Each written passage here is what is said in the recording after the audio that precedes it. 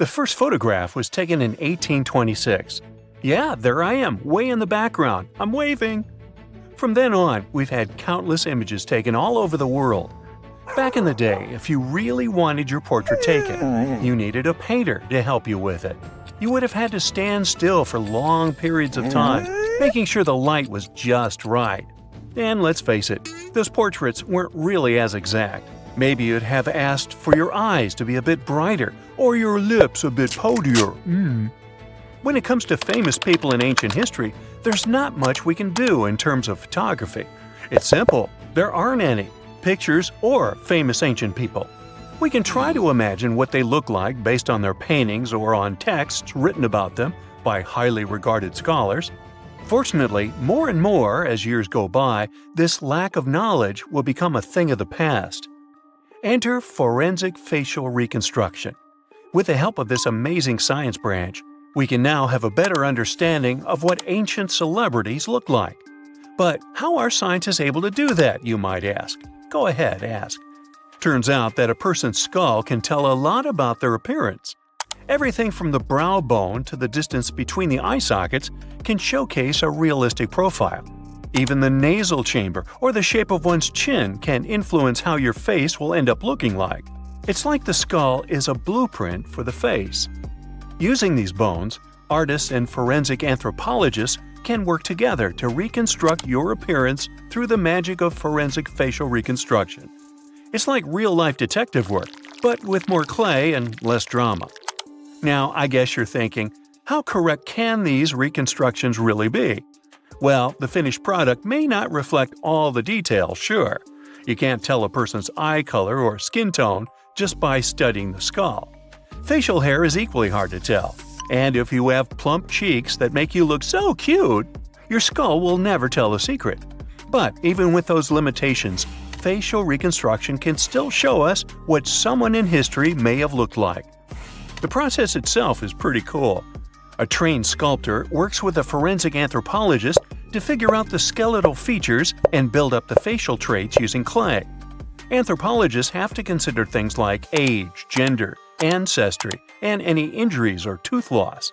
Scientists can also do such tasks digitally these days with the help of computers and design software. With all these amazing scientific advancements in mind, did you hear the latest news about King Tut's family tree? Well, apparently his possible father, an ancient Egyptian pharaoh, just got a new face makeover. And let me tell you, he's looking regal and serene due to some digital reconstruction magic. But even though this is the most correct representation of him so far, we still don't know for sure who he really is.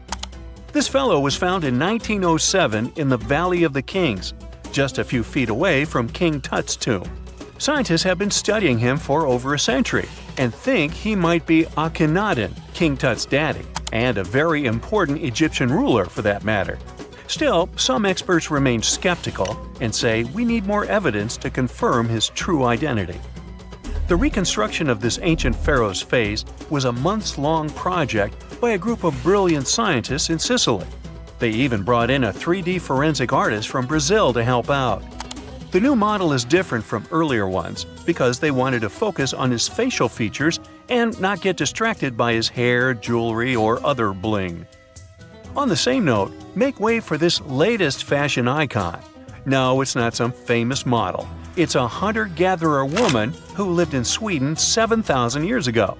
And boy, is she fierce-looking in her new reconstruction. She's rocking a feather cape, a slate necklace, and a belt made from 130 animal teeth.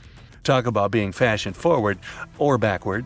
Plus, her dark skin is painted with white patterns, making her look like a true work of art. But don't be fooled by her stunning appearance. This woman was more than just a pretty face. She was buried upright in a location dating back to 5500 BCE to 4600 BCE, and her rich jewelry tells us that she was important in her local community. Thanks to the work of an archaeologist and sculptor, we can now see what this ancient woman looked like. They used a CT scan of her skull to piece together her face muscle by muscle, creating a unique expression. It's like making eye contact with the past. While we may never know for sure what her role was in her community, her intricate surroundings suggest that she held a special place for her people. Now, Otzi, the 5,300-year-old mummy from the Alps, also got a new makeover thanks to this amazing technology. He didn't go to a plastic surgeon if that's what you're thinking. Two Dutch brothers used their skills in forensic science and artistry to recreate his face for a new exhibit in Italy. Otzi was found in 1991 by hikers who stumbled across his mummified and frozen remains in the mountains near the Italian-Austrian border. He's been around longer than Stonehenge or the pyramids of Giza. And now, thanks to the two skillful brothers, we finally know what he looked like. They used 3D images of his skull to recreate his face. A photographer also documented the whole process for half a year. Earlier research shows he passed away from a wound caused by an arrow. He was left in a protected area high up in a cold glacier region, so his body was preserved in the snow. He is now safely kept in a refrigerated cell at the museum, which mimics the wet, cold glacial conditions that kept him preserved. They even have a unique cooling system that makes it possible for the mummy to be displayed. Otzi's last birthday was his 46th, which was a pretty ripe old age for his time. He was about 5 feet 3 inches tall and weighed around 110 pounds, so he was on the smaller side. But hey, size doesn't matter when you've been around for over 5,000 years. King Henry VII got a digital makeover as well, and boy does he look good. A graphic artist used a mask of Henry VII's dating from 1509 to create an impressive and realistic reconstruction. Why a mask, you might wonder? Well, before photography, people used wax masks to preserve someone's likeness more accurately than paintings or illustrations. And let me tell you, the restoration of this Henry was a game changer. Henry VII was the King of England from 1485 to 1509. A depiction of him, which can be found at Westminster Abbey, was already lifelike, but the new digital reconstruction takes it a step further. It took the team behind it about 2 months to complete, using a combination of software, custom algorithms, and really tedious image adjustments that were done manually. The project started with a high-resolution image of the mask, which was then used to create a 3D model of the subject's face. From there, the lighting was designed. Lastly, facial markings and hair were added. But what's even more fun is that a beard was added to Henry VII's face too, since men during that era were commonly bearded, wore a beard. We'll never know for sure if he was bearded or not, but it's a hilarious touch that adds to the character of the reconstruction. The same team has also created facial reconstructions of other historical figures, like Mary, Queen of Scots, or Oliver Cromwell. These masks are like secret passages to another time, if you think about it. It's amazing how technology can take us back thousands of years to see faces we've only imagined. And who knows, maybe in a few hundred years, someone will recreate our faces from a selfie we took. For more than 3,000 years, the gold mask of Pharaoh Tutankhamun stayed hidden in the Valley of the Kings. This artifact, which stands about 21 inches tall, shows how skilled and artistic the ancient Egyptians were. But nobody expected that X-rays would reveal its biggest secret. King Tut was the last ruler of his family during the 18th dynasty. He took the throne at just 9 years old, but ruled for only 10 years before he passed away unexpectedly. If we're being honest, back in ancient Egypt, he was mostly forgotten by the rulers who came after him. His tomb wasn't a big deal for them, so much so that even the grave robbers forgot about him. It might sound a bit sad, but the truth is that it was actually great news for us. Since his tomb was practically forgotten, it ended up being perfectly preserved. While the other tombs in the Valley of the Kings were looted, his remained sealed and untouched.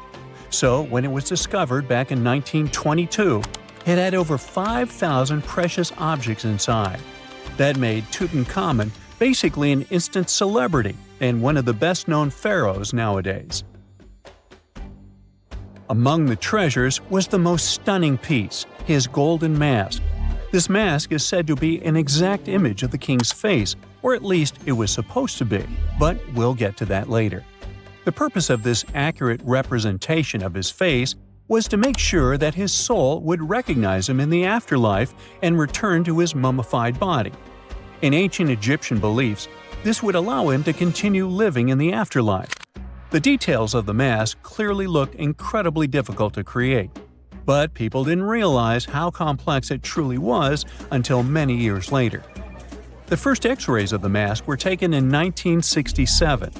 Back then, the main reason for these scans was practical – conservation. The mask was heading to Paris for an exhibition, and it was the first time it had ever left Paris. This would help them keep track of any changes during the exhibit. Plus, the images could give clues about how the mask was made, but back then, they probably didn't fully realize just how complex its construction was. I mean, Egyptian goldsmiths didn't use modern soldering techniques. So, how did they make this mask? New X-rays taken in 2007 gave us some answers. It turned out the Egyptians didn't use pure gold, which is 24 carats. The mask was actually made of 23-karat gold, meaning it was mixed with another material. So specialists discovered that the gold sheets contained a small amount of copper, a reddish-brown metal. This was likely done to make the material more flexible and easier to shape. They would then shape the gold sheets by heating and hammering them over and over again. But there was one more secret inside the mask that wasn't discovered until 2015. The year before, the staff at Cairo's Egyptian Museum were working on the mask display when the long beard of the mask accidentally got knocked off. Another theory is that the beard had become loose over time and just fell off. Either way, the fact that King Tut's beard came off caused a lot of stress. After all, we're talking about one of Cairo's biggest tourist attractions, so the experts had to fix the problem quickly. The restoration process started with a detailed recording of the mask's condition. To do this, they had to take a full three-dimensional scan of the artifact. And, by accident, they found something very interesting in the mask. Inside the royal beard, there is a gold tube, an intriguing structure that the Egyptians likely used to attach the beard to the rest of the mask. And that proved, once again, that the process of making this mask was even more complex than experts thought. But the mysteries don't stop there. Remember how we mentioned that the mask was thought to perfectly represent King Tutankhamen's face? Well, that might not be entirely true. Some popular theories suggest the mask was never meant for him and was actually made for someone else. A study published in 2015 suggested the mask was originally made for a female pharaoh, his supposed stepmother, the famous and beautiful Egyptian queen Nefertiti. The biggest clue comes from an inscription on the mask. At first glance, it seemed to belong to Tutankhamun. But after a close examination, researchers noted that something else was actually written underneath King Tut's name. The royal name stamp seems to have been altered, and originally it had something written on it that translates to Queen Nefertiti. There is another feature of King Tut's golden mask that was overlooked for years, which adds even more mystery. As we mentioned earlier, experts believe he wasn't respected much by the pharaohs who came after him. And one of the clues that made archaeologists think this is the pierced ears on the mask. Some researchers believe that King Tutankhamun wouldn't have worn earrings after he was a kid. So, according to their theory, by the time he passed away at 18, he shouldn't have been represented with pierced ears. This could also support the idea that the mask originally belonged to Nefertiti, or maybe to someone who wasn't even connected to King Tut. But the mask isn't the only source of mystery. In fact, his whole tomb is full of puzzles. Recently, historians found a sign that the place where King Tut was supposed to be buried was changed at the last minute. For years, experts wonder why a pharaoh who ruled for 9 years ended up in such a simple tomb. When compared to the grandeur of other pharaohs' tombs, his tomb seemed, well, a bit plain. The idea that a king like Tutankhamun would have such an unremarkable resting place just doesn't match up with the power and importance he must have had in ancient Egypt. So, what happened? Well, apparently, this might have something to do with his successor, Pharaoh I. After King Tutankhamun passed away, researchers believe that Ai made sure to erase him from Egypt's history. So, one theory suggests that he was probably behind the quick decision to place King Tut's body in a smaller, less impressive tomb. When experts looked at Ai's own tomb, they found something interesting. There is a large wall covered in painted baboons. This is the same type of artwork found in Tutankhamun's tomb. It seems like the same person might have chosen the artwork for both tombs. Now, the design and decoration of the two tombs are almost identical, suggesting there was a shared hand behind both. But there is one key difference. Ai's tomb is fit for a king. It's much bigger and more impressive, even though the style and artwork are similar to what you see in Tutankhamun's tomb. So the theory suggests that Ai decided what went into both tombs. Since Tut passed away unexpectedly at a young age, his grand tomb wasn't finished in time. Normally, pharaohs start building their tombs while they're still alive to make sure everything is perfect. But Tut passed away when he was just 18, so there wasn't enough time. Ai may have taken advantage of the situation, ordering a smaller tomb for Tut and keeping a larger one for himself. Experts believe this theory explains why Tutankhamun's tomb is so simple and how Ai managed to wipe his memory from history so easily. But in the end, the story of King Tut's mask and tomb is full of mystery and intrigue. Each new discovery sheds more light on what really happened all those years ago. But one thing is for sure, the secrets of ancient Egypt still have much to reveal, and King Tutankhamun will continue to fascinate people for years to come. Imagine you were chosen to answer one of history's most important questions. What was the first civilization on Earth? The job description is simple, yet the task is extremely challenging. You need to unearth the proof of the world's first official civilization. Was it the Sumerians in Old Mesopotamia? Or was it the ancient Egyptians spread out along the Nile River? Not to make you nervous or anything, but history is quite literally in your hands. Good luck! Since you can't turn back the clock and visit Old Mesopotamia to get the answers to your questions, you'll need to research museum databases in order to get some clues. First things first, we need a definition of what is considered a civilization. It's not just thousands of people grouped together and living harmoniously. There are some key elements that together make a group of people a civilization. Like, for example, the domain of urbanism, aka city building, irrigation systems, and writing. You decide to begin your search by diving deep into the history of the Sumerians, which today hold the position of the world's first civilization. Now, imagine being the first of your kind. This means having no external examples. Rather, it means starting from scratch. First thing you'll need? A piece of land. And since there were no active water companies in the world at that time, you'll need a piece of land with easy access to water. So, the Sumerians settled between two major rivers, known as the Euphrates and the Tigris in southern Mesopotamia around 5000 BCE. Fun fact, Mesopotamia translates to the land between two rivers. On a modern-day map, it's more or less where Iraq is situated today. Together with land, a civilization needs ways to get food. The Sumer civilization had to face a dry and hot climate, but they managed to make agriculture thrive in the region. By diverting river waters and creating reservoirs and dams, the Sumerians allowed for a series of settlements to emerge across Mesopotamian plains. The famous city of Babylon was one of them. You know, the city that supposedly had those hanging gardens?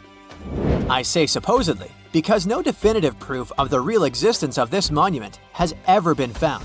However, it was considered one of the 7 wonders of the ancient world, and cited as a remarkable feat of engineering in an ancient book published around 290 BCE.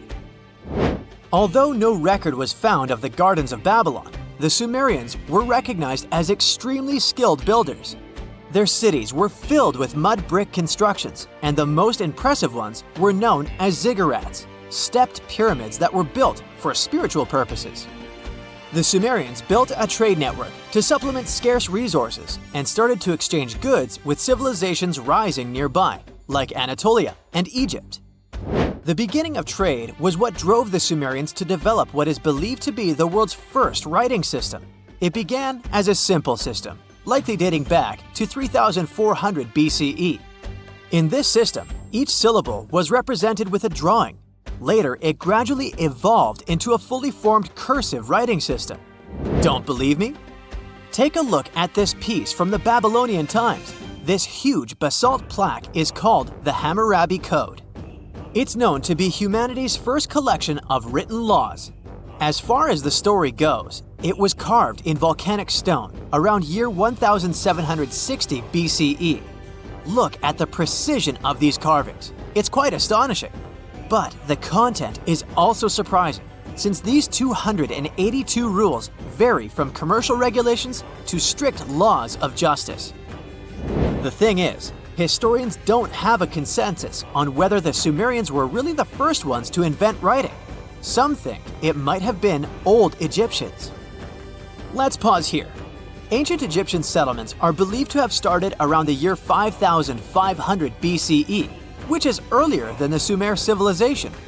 But remember I said a civilization needed a few things before it was considered as such. Ancient Egypt consisted of several smaller city-states, such as Memphis, Abydos, and Thebes, spreading out along the Nile River.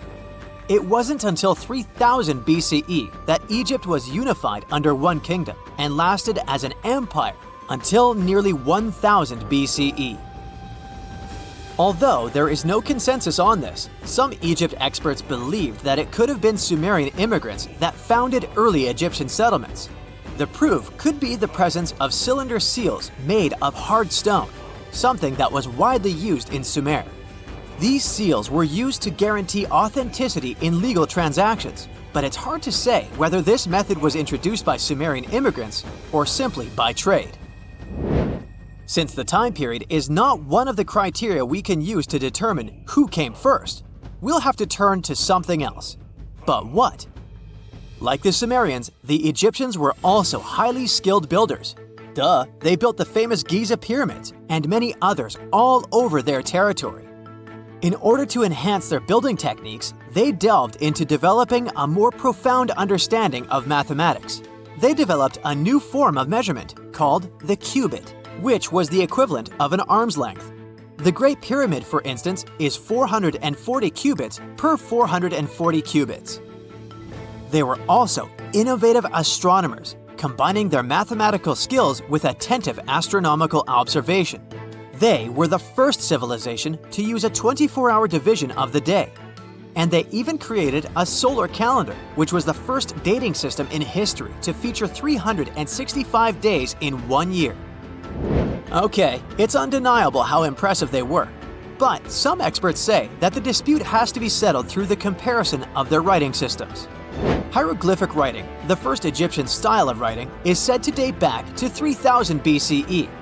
It was a composition of over 700 symbols, which were carved in stone. For a long time, researchers believed that the Sumerian writing had come before Egyptian, but in a recent discovery made by Yale researchers claims otherwise. Archaeologists have discovered a panel of 4 signs that are believed to have been written around 3250 BCE. Oh, and they've also found another rock drawing depicting a pregnant elephant that can date back to 4000 BCE. Now, there's also a third possibility that fewer people seem to mention: the Indus Valley Civilization, also known as Ancient India, located around the area of modern-day Pakistan and India. The Indus Valley Civilization is also a contender for the oldest civilization due to the uncertain historical origins of the Hindu collection of texts known as the Upanishads. The Indus Valley Civilization flourished around 3000 BCE, but records show that people in the Indus Valley were trading with Mesopotamians as early as 3500 BCE. Now, wait a minute. How is it possible? No, they weren't time travelers. This isn't a sci-fi movie. There already were agricultural settlements in the area that were slowly growing into bigger cities, such as Harappa and Mohenjo-Daro. Ancient Indian cities were sophisticated, filled with baked brick homes built in a grid system. These ancient cities even had draining and sewage systems that connected most homes and used gravity to carry waste outside of the city. They were pretty advanced. They were also an extremely religious civilization, and Hindu beliefs were at the center of their practices. Despite that, their cities weren't filled with spiritual buildings. Actually, Mohenjo-Daro's most important building was a public bath. Interesting, huh? Now, why can't we know if they were the oldest civilization on Earth? Even if some historians suspect that the origins of the Indus Valley people can be traced back to 5000 BCE, there is no concrete evidence of this, only speculation. The best proof we have is the Upanishads. The Upanishads are texts filled with philosophy, mantras, and ceremonies. The thing is, part of Hindu practices included memorizing and passing down the wisdom of the Upanishads in oral form. So, it took a while before it appeared as a written script. Well, I'd say historians aren't really sure what was the world's first civilization. We can only guess at this point, but who knows what new discoveries might reveal. If someone finally invents time travel and you hop on a trip to the past, you won't recognize many of the things you know and love today. The Statue of Liberty and the Egyptian pyramids, some basic gadgets like the remote control and your laptop, and even the corn you have for lunch have all changed beyond recognition. When the pyramids were originally built in ancient Egypt and Giza and other places, they didn't look sandy brown at all. All of them were covered with white limestone. If you had seen them under the hot African sun, you'd have to look away. That's how smooth and shiny they were. Builders used around 6 million tons of this material for the Great Pyramid of Giza alone. It's the largest one you can still see on your trip to Egypt. The local rules were quite a thrifty crowd, and they reused some of the casing stones for other construction projects. A massive earthquake in the 14th century has also loosened some of the stones, so you won't see a lot of limestone, but some of it is still there, on top of the Pyramid of Khafre in Giza. It looks like it has a second peak on top of the first. In ancient times, all pyramids used to have capstones called pyramidions, covered in a mix of gold and silver. Most of them have been lost over the centuries, but you can still see a few of them at museums. They show images of Egyptian deities. The pyramids were probably modeled after a sacred pointed stone, the benben. It represented the rays of the sun. Now, lifting heavy rocks wasn't so simple without the tech we have today. I guess you'll agree with me if you helped your friends move at least once, and they made you carry the couch. But those smart Egyptians of the past thought of that and chose the pyramid shape. It lets the weight distribute evenly throughout the whole thing. The Statue of Liberty has also had a major makeover since it was first unveiled in 1886. Believe it or not, it used to be a shiny brown color, just like a penny. 20 years later, it changed its color to green. It wasn't a fashion statement, but a chemical reaction. The statue is covered with hundreds of thin copper sheets. When copper reacts with air, it naturally forms a protective layer called verdigris. This layer protects what's under it from corrosion, and that's why statues and other things made of copper, brass, and bronze can last so long. When Lady Liberty first turned green, people in authority decided it would be a good idea to paint it all over. It was way before social media, so you couldn't just drop an angry comment under the post describing the idea. But they wrote about it in the local newspapers, and the public didn't love the idea. Then the Times interviewed a copper and bronze manufacturer, and he confirmed they shouldn't repaint it, because removing the protective layer would mean destroying the statue. Over the years, people have suggested painting Lady Liberty several times, but no one has ever done it. I don't know about you, but I can't imagine that lady in any other color, so I guess it's for the better. You love bananas as much as I do? Next time you enjoy a juicy soft one, remember you gotta thank selective breeding for that texture. The original wild bananas had many large, hard seeds and not so much delicious pulp. And hey, who doesn't like a sugary watermelon? It has a history of over 5,000 years, and it used to have bitter, yellowish white flesh and was really tricky to open. Selective breeding saved the day again, and watermelons got way sweeter. Japanese scientists went further and invented the seedless version. Corn's grandmother is a Mexican grass called teosinte. The kernels in this grass were small and hard to get. Farmers from many thousands of years ago saved the seeds only of those plants that were larger or tastier, or with kernels that were easier to grind. Thanks, my friends, for giving us the corn that's edible and even delicious. And just imagine, wild avocados were so small that they could easily fit in the palm of your hand. The pit in them was so large you wouldn't find much edible material inside. They also had a much harder shell than the ones we're used to. You probably wouldn't get a lot of work done without your beloved computer today, but I can't tell you exactly whom to thank for this invention. The ABC from 1942 is one of the contendants for the title of the first computer. It's short for the Atanasoff Berry computer, named after its inventors at Iowa State University. The ABC weighed over 700 pounds. Yep, yours must be way lighter than that. That big boy consisted of around 300 vacuum tubes and had a rotating drum, a little bigger than a paint can, and had small capacitors on it. A capacitor is a gadget that can store an electric charge, like a battery. The ABC could solve problems with up to 29 different variables to help scientists save some time. Like modern computers, it used binary digits, ones and zeros, to represent all numbers and data. Because of that, it was possible to do the calculations electronically.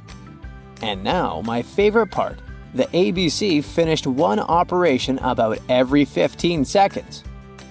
Just for you to compare, it's millions of operations per second now. Unlike the tech we use today, the ABC did not have a changeable stored program, so the program could only do a single task at a time. An operator had to write down the intermediate answer and then dial that back into the computer. Sounds like another reason to be happy we live in the 21st century. That remote control you use for all sorts of appliances has gone a long way too. Nikola Tesla, who gave us alternating current, designed one of the first wireless remote controls back in 1898. He named his invention teleautomation and demonstrated it on a miniature boat controlled by radio waves. The boat had a little metal antenna attached to it. Tesla sent signals to the boat using a box with a lever and a telegraph key, which was his version of a remote control. Those signals set electrical contacts on the boat into motion and moved the rudder and the propeller, and Tesla was controlling the boat. The concept of the remote control soon spread to other gadgets. The first television remote control followed in 1950. It was designed by the Zenith Radio Corporation called LazyBone. Don't take it personally, please. This LazyBone had a massive cable that was attached to the TV set, and those who tried it didn't fall in love with the invention because they tripped over that cord. I feel your pain, my friends. If you live or work on one of the top floors, you gotta love this one. Meet the first passenger elevator. It traveled at the speed of 40 feet per minute. Not the fastest, I know, compared to today's record, which is 40 feet per second. But hey, it was built back in 1857 in New York and was more of a tourist attraction than a necessity. The elevator had a steam engine hidden in the basement of a 5-story building. 3 years later, they shut it down because the public didn't appreciate it. Otis Tufts filed the first patent for a vertical railway around the same time. His invention included an actual car with a bench inside for people to sit on. Sounds like a great spot to hang out with friends to me. What do you say? Then they started adding elevators to luxurious hotels around the world. They were entire rooms with a rich design, upholstered seats and mirrors on the walls, and sometimes even a small chandelier. There was an obligatory operator who'd close the door and the car would start its super slow ascent. It was still more about style than about speed, so I guess I'd choose the stairs. It's strange if you think about it. There are old Roman buildings that have lasted for thousands of years, while our newer buildings seem to fall apart. How did the Romans manage to create such strong buildings? A lot of them with complicated designs, too. Recent research has shown that the Romans used a type of concrete that has an extra layer of protection against the elements. It can even fix itself when it gets wet. This discovery not only explains why these buildings have lasted for thousands of years, but it can also help us make cement in a way that's more natural and resistant. A recent study shows that Romans used volcanic ash in their concrete mix to make it stronger, especially when it was near the ocean, where the air is naturally more humid and could naturally cause more damage. These days, we make concrete out of sand, rocks, water, and a special kind of cement called Portland cement. This cement itself is made by cooking limestone, clay, and other substances in very hot ovens that reach over 1400 degrees Fahrenheit. Sure, it creates a well-blended mixture, but it cracks easily, and sometimes it only lasts a few decades. There's one more interesting feature of this amazing Roman concrete. It has small white bits of calcium called lime clasts that stay inside the concrete and do not disappear over time. At first, it may not seem that attractive because it's not as smooth as the concrete we use today. And for many years, specialists used to think that having small pieces of lime in concrete was a bad thing because they thought it made buildings less resistant. But researchers found out that these tiny pieces actually help the concrete fix itself. I wish I could fix myself that easily. They discovered that when the concrete got cracks, it seemed to magically fill them with a substance called calcium carbonate found in the lime clasts. The Romans made their concrete by mixing sand, volcanic ash, and burned limestone together and adding water. This is called hot mixing. When the water and lime mix together, they have a chemical reaction that makes the mixture get very hot, up to 200 degrees Fahrenheit. This also causes those tiny pieces of lime to form. Now, this concrete can get cracks, and when water, rain, or seawater gets in, it makes the calcium in the concrete dissolve. The calcium then sticks to the cracks and makes them close up, kind of like a scab. Of course, researchers had to test this method, and they made concrete as the Romans did. Shortly after, they cracked it here and there. They placed the cracked concrete under water, and after 1 to 3 weeks, the cracks were gone. Safe to say, this didn't happen with concrete made using modern methods. Now, the Romans didn't know the science behind making their concrete strong, but they found a good recipe by trying different things over a long time period. Ancient records show that they used this recipe to build strong structures, especially for ships, and continued to use it once they found it was successful. Now, not all Roman buildings made it to the 21st century in perfect condition.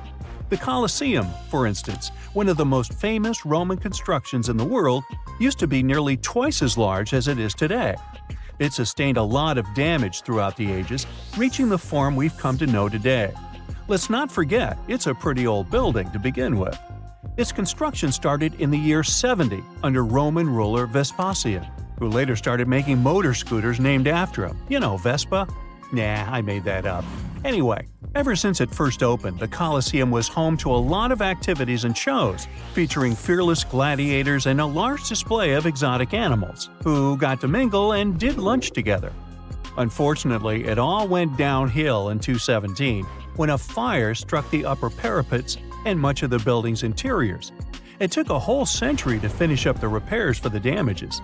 Sadly, the initial shape of the Colosseum would be gone forever. A strong earthquake followed, and that didn't help either. This one took place in southern Italy in 443. At this point, a considerable portion of the Colosseum's outer ring was damaged. Soon enough, when locals encountered hardship, they had to rely on selling chunks of limestone from the ancient Colosseum to go by. Another earthquake came in 1349, which gave the Colosseum its most devastating blow. It's when the south side of the building collapsed completely. That's when it started to look more like the building we can see today in the Italian capital. It's not all bad, though. Some pieces of stone that were shaken off the Colosseum were used to rebuild other famous landmarks in Rome. So, if we think about it, the missing part of the Colosseum isn't missing at all. It's just been recycled all around the city. One building that features pieces of old stone Colosseum is called Palazzo Venezia, and it's a local museum. Now, speaking of weird buildings, you've probably seen this one, as it's one of the most photographed spots in the world. You can see online photos of people leaning on it, or ones that make the building look like an ice cream scoop. This famous Italian landmark is called, you tell me. Yep, the Tower of Pisa, and it looks like it's seconds away from collapsing to the ground. Now, should you ever want to visit, you'll need to head over to this Italian city with the same name, Pisa, near the Square of Miracles. Now, weirdly enough, this building is more famous for its awkward incline rather than for its history or purpose. Back in 1178, when the construction of the tower was still not completed, people realized that the building was starting to lean over, and that was before they had reached its third floor. They soon figured out it had nothing to do with the building plans or the materials they used. It was all happening because of the mushy and shifting soil which was beneath the construction. These days, we know that placing a building on top of soil made of clay, fine sand, and shells isn't the best idea. But back then, people didn't know how to figure that out before building something. Now, fast forward some centuries, and it became clear that this 180-foot tower isn't just leaning, it is falling, and at a considerable rate of about 0.08 of an inch per year. Well, that may not sound like a lot, but multiply that by hundreds of years and, well, just look at the pictures and you'll understand. This leaning tower is more than 16 feet off its axis in the present day. So how come it hasn't fallen over altogether? Well, because of physics mostly. Its center of gravity continues to be located within the base of the structure, so it's pretty grounded. It's also been continuously watched over by local authorities to make sure they protect this unique building for as long as possible. The Pantheon is another great example of the way Romans understood architecture. It's also located in Rome and was initially built as a temple. The construction itself was made from concrete with different thicknesses and has an interesting shape too. Back in the day, Romans believed the Earth was like a disc, which was covered by a dome-shaped sky. So they modeled the Pantheon sticking to this idea. Light comes into the temple through a hole in the dome, shining down on the floors and walls, showing the movement of the sun. It's also one of the best preserved ancient Roman buildings. It's no wonder many other buildings have been made to look like it. In the U.S. alone, the U.S. Capitol, the Jefferson Memorial, and the National Gallery in Washington, D.C. are all said to be modeled after this ancient construction. The famous painter Michelangelo was so impressed by this building that he believed some unnatural force must have helped in its construction. The place where it stands is also very special because of the story behind it. Legend has it that the founder of Rome, Romulus, was lifted to the ancient Roman higher spirits on the wings of an eagle from this exact location. Apparently, it was a talon show. Get it? Talons? Eagles? Okay, gotta go. A gruesome discovery took place in Egypt some years ago. You want to hear about it? 16 human hands, carefully buried in 4 eerie pits. They didn't look too much like human hands at first, since they were abnormally large, but they were. Weirdly, there were only right hands, no left hands were in sight. It turned out that it points to the practice of an ancient dark ritual. Old Egyptian art and tales talked of a ceremony where warriors would present the right hand of their adversaries as proof of victory and ask for gold in return. Egyptians believed in the afterlife, so cutting off someone's hand meant you cut off their power eternally. Guaranteeing this type of defeat was interesting to the winning party. Here, the fight was between Egyptians versus Hyksos, who lived in what was once known as Canaan. Egypt has always been the center of some history-changing findings, and some time ago, this papyrus was found. If we stretched it open, it would be just a tad bigger than the height of a skyscraper. The world's tiniest skyscraper, which is located in Wichita Falls, Texas. When humans didn't write on their notes app, they wrote on this thing, made from the medulla of a papyrus plant. Around 2,000 years ago, ancient Egyptians wrote something reminiscent of a book where they describe most of their funerary traditions and their visions of the afterlife. It's considered one of the most important texts from ancient Egypt and is still sold in bookstores to this day. This ancient manuscript was unearthed from a chamber located just south of the Pyramid of Djoser, located in Saqqara. Oh yes, Djoser is the oldest pyramid in Egypt and not the Giza pyramids like most people think. So recently, the site of Saqqara buzzed with excited archaeologists who probably found one of Egypt's oldest complete mummies. They believe that this beautiful and well-preserved mummy was that of a wealthy man.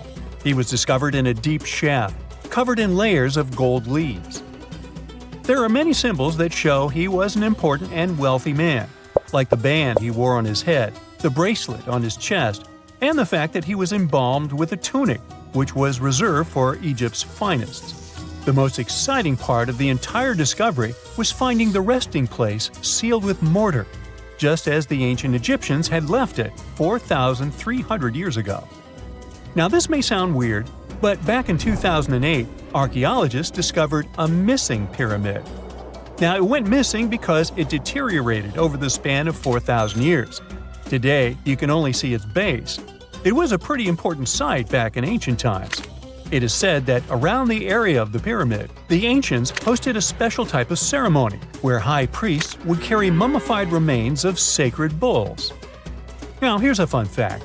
Ancient Egyptians believed that Apis bulls were earthly incarnations of the city deity of Memphis and was connected to rites of fertility. It wasn't just any Apis bull, though. They needed to be all black, with a single white mark between its horns and a bunch of very specific characteristics. They were selected by the local priests and honored until they passed away. After that, they were mummified and buried in underground galleries. Meanwhile, this missing pyramid sort of disappeared around the 1800s. It was a German archaeologist who first found it in the village of Saqqara. He called it the Headless Pyramid when he first found it. But then, years after the official discovery, the desert sand came along and covered the whole thing. There were some excavations between the 19th and 20th centuries, but they weren't too systematic. That's why scientists were so thrilled when they dug an entire pyramid's base after removing the 25-foot mound of sand that was covering it. Oh, and it turns out American archaeologists are excavating a cemetery in Egypt that could contain over 1 million mummified bodies. So far, archaeologists have dug around 1,700 mummies. One of the main differences from other classic Egyptian mummies is that these people weren't kings and pharaohs. They were commoners that most likely lived about 1,500 years ago, when Egypt was controlled by the Roman and Byzantine empires. The name of the cemetery is cool, though, the Way of the Water Buffalo, just in case you want to check it out on your next trip. Other than bulls and buffaloes, ancient Egyptians also liked baboons. Are you seeing a pattern here? In the beginning of the 20th century, archaeologists discovered a site filled with mummified baboons in a place called, guess what? The Valley of Monkeys. An animal wouldn't have been mummified if it wasn't considered important. Certain animals were more important than others, since they were linked to specific deities. Jackals were connected to Anubis, the ancient god of the afterlife, and cats were likened to the female deity Bastet. Baboons were a pretty big deal, since they were believed to be connected to Thoth, the deity of wisdom and advisor to Ra, one of Egypt's supreme deities. The archaeologists who studied these animals weren't too happy. They think these baboons were kept inside and were deprived of sunlight for most of their lives. They had extreme vitamin D deficiencies and they were poorly fed. Maybe Thoth got angry with these baboon keepers. Just a guess. Since there's never a boring day for archaeologists in Egypt, they also found human mummies with golden tongues. Since Egyptians were all about the afterlife, they believed that golden tongues might help a person speak once they pass to the other side. I mean, it's a long shot, but hey, why not? Some of these mummies were placed in wooden coffins with goods, such as necklaces, pottery, golden artifacts in the shape of lotus flowers, and scarab beetles, and iPhones. Just kidding. A new temple was also unearthed recently in Egypt. Scientists believe it was dedicated to honor Zeus Cassios. That deity would be a cross between Zeus, the almighty Greek deity of the sky, and Mount Cassios. While digging around the Sinai Peninsula in Egypt, Archaeologists spotted 2 pink granite columns poking out of the ground, and bingo. They believe these columns represented the temple's front gate and collapsed during an earthquake many years ago. And speaking of deities, there weren't only super serious deities. Recently, scientists unearthed a golden ring in a city south of Cairo. No, Frodo, it's not magical. It was a normal gold ring, but it had the depiction of the deity of fun, officially named Bes. This deity is often described in sacred texts as a happy chubby dwarf. Today, many tattoos we get are sorta deprived of any sense and are made of aesthetic purposes only. In ancient Egypt, though, women would get tattoos as a token of protection for childbirth. That's what scientists think, at least. Around the Nile region, scientists found some mummies that had well-preserved tattoos, which is a rarity since the skin deteriorates so easily. 2 of these women tattooed their lower backs, and the drawings were simple. They were mostly pictures, including that same chubby dwarf we just talked about, Bes. He also had a side hustle as the protector of women during childbirth. Now, would you believe me if I told you ancient Egyptians invented robots? No? Well, that's because that's not entirely true. Sure, they were astronomers, mathematicians, and engineers, and somehow they also squeezed an eccentric invention into that package: an automated deity some scientists called Hathor. This wooden statue had been in the Metropolitan Museum of Art for years before someone noticed its secret. With the help of an X-ray machine, specialists discovered a mechanical operating system inside it. The pulley-like axis goes from the statue's shoulder to her left leg. When the system rotates, the statue raises and lowers her hand. Hey, pick me! Pick me! I got my hand up here. Now, have you ever seen cricket balls that are 3 billion years old? Klerksdorp spheres were found in deposits of the mineral pyrophyllite in South Africa and rocked the science world. They do look like tiny ancient cricket balls with seams-like lines around the middle. Back in the 1980s, some folks claimed these spheres had been made by an advanced pre-flood civilization we know nothing about. One museum curator shared stories about how they rotated on their own in a display case. There was also a TV show that invited a psychic who declared the spheres were pieces of an ancient spaceship. But according to geologists, these spheres are actually pretty common concretions or spherical objects formed by different minerals than the surrounding rock. The seam-like lines are just imprints from the host rock's layers building up over time. The Klerksdorp spheres come in different shapes, from noticeably flattened spheres to distinct discs. As for that episode when one of these spheres spun on its own, the curator of the Klerksdorp Museum cleared that up too. He said that when he put one sphere on its glass shelf when a journalist came to visit, the sphere naturally rotated a bit because it's round. The area where the museum is located often experiences earth tremors from gold mining activities nearby. The oldest known human-like footprints could be 6 million years old. They were found on the Greek island of Crete in 2002. If the number is correct, it would mean that early human ancestors may have migrated between Europe and Africa much earlier than we previously thought. This doesn't mean Africa is not the cradle of humankind, though. It could just prove that early human ancestors moved back and forth between continents. Some researchers believe the footprints were left by a bipedal creature possibly related to an early human ancestor nicknamed El Greco. According to scientists who studied them, the footprints have a very human-like shape, with 5 toes and a parallel big toe. Some scientists are skeptical about it and suggest the prints might be from a late European ape. The new study analyzed fossilized marine microorganisms found in the sedimentary rocks to determine the footprint's age and prove it's actually 6 million years. The next amazing find that keeps scientists entertained is the Dorchester plot. It's a beautifully crafted metal vessel with some fancy geometric designs embossed in shiny silver. The pot was discovered in, who could have thought, Dorchester in 1852 under quite unusual circumstances. During a powerful blast, the pot broke into 2 pieces. Scientists believe it was originally embedded within a rock or boulder known as pudding stone. The rock from which the Dorchester pot emerged is dated to be around 500 million years old, so it could mean the pot itself is also that old. The current and less exciting theory suggests that the Dorchester pot is a Victorian-era candlestick holder.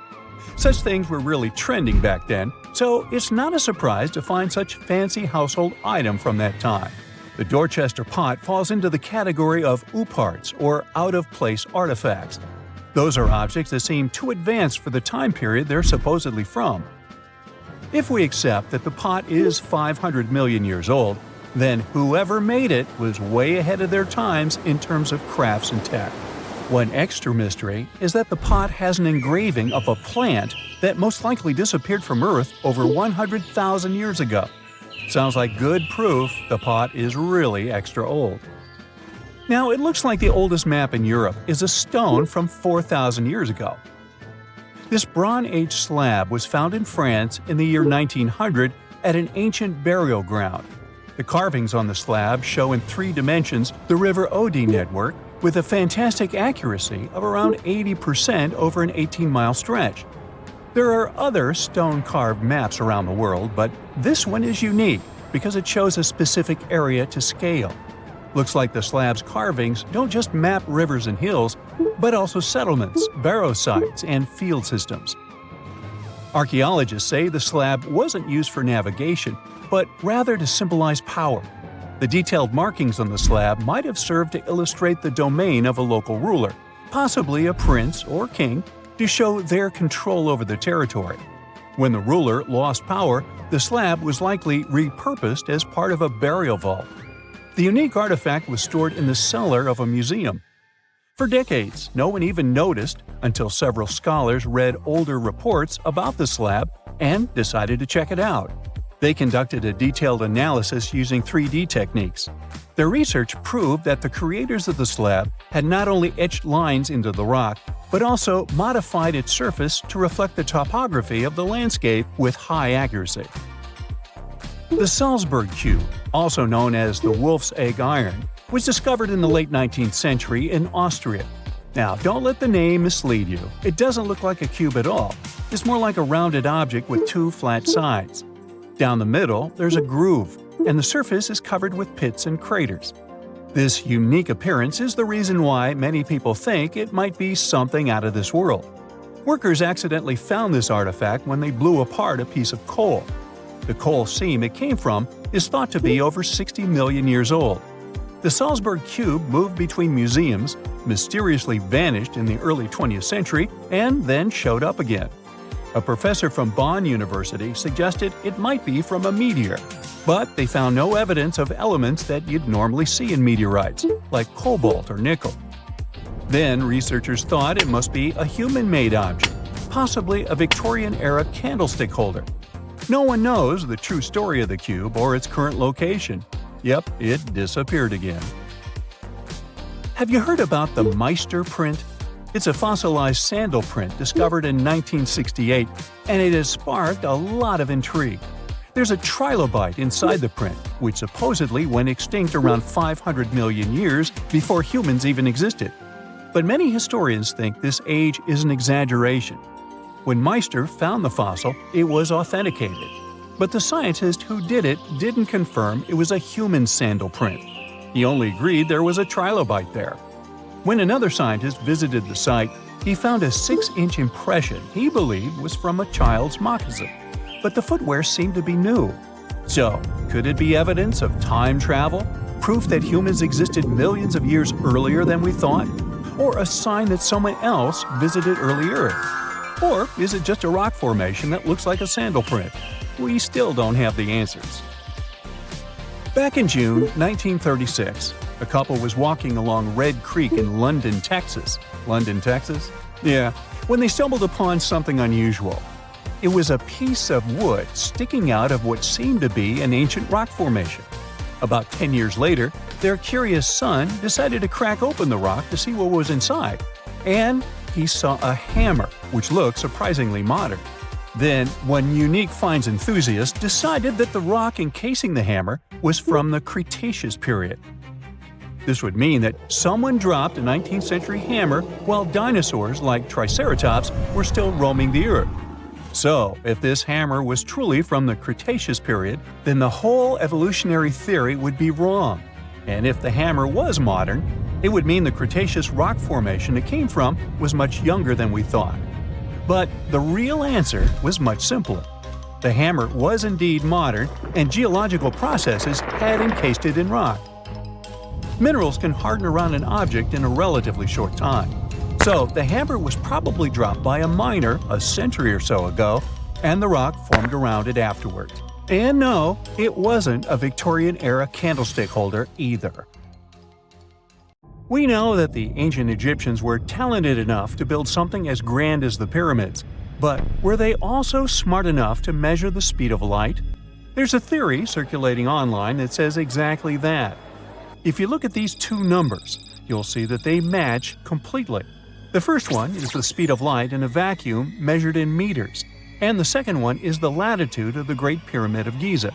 So, was it done on purpose, or is it just a coincidence? Well, happily, we can tell you that it's actually just a coincidence, not another conspiracy thingy. The Great Pyramid is just one of the many places in the world that share the same latitude. And more importantly, even if the ancient Egyptians had somehow measured the speed of light and chosen to keep it a secret from the rest of the world, they wouldn't have used meters to put it down. Meters were only defined at the end of the 18th century. The builders of the pyramids used a different unit of measure called cubits. 1 cubit is equal to 1.5 feet. Cubit was based on the length of the arm from the elbow to the tip of the middle finger, and it became popular in the ancient world. So if they wanted to impress the rest of the world and set the pyramids at a point that matched the speed of light in cubits, they would have to build their iconic constructions somewhere in Europe. And then the Danish astronomer who first measured the speed of light in 1676 would have been really upset to know that someone had done it centuries before him. So, although they were ahead of their time in many aspects, the ancient Egyptians never measured the speed of light or used longitude and latitude to map their locations. The base of the Great Pyramid of Giza might seem like a perfect square, but it's actually an 8-sided structure, not 4-sided. Each of its 4 sides has a subtle concave indentation that splits it evenly from base to tip. The official version is that a British pilot was the first to notice it in 1940 while flying over the pyramid. He took a photograph that showed shadows highlighting these indentations. Some people think these lines are only visible from above and can best be seen at dawn and dusk during the spring and autumn equinoxes. This has led to a freaky theory that the ancient Egyptians might have designed the pyramids to communicate with something looking at them from above. Now, the Great Pyramid is one of only 3 pyramids that used to have a swivel door. It weighed around 20 tons, but they could still easily open it from the inside. Its precise fit made it nearly invisible from the outside, with no visible latch or handle. There were only slight variations in the exterior stone that gave out an opening. The other 2 pyramids with similar doors belonged to Khufu's father and grandfather. The Great Pyramid also has a hidden void at least 100 feet long that was only found in 2017.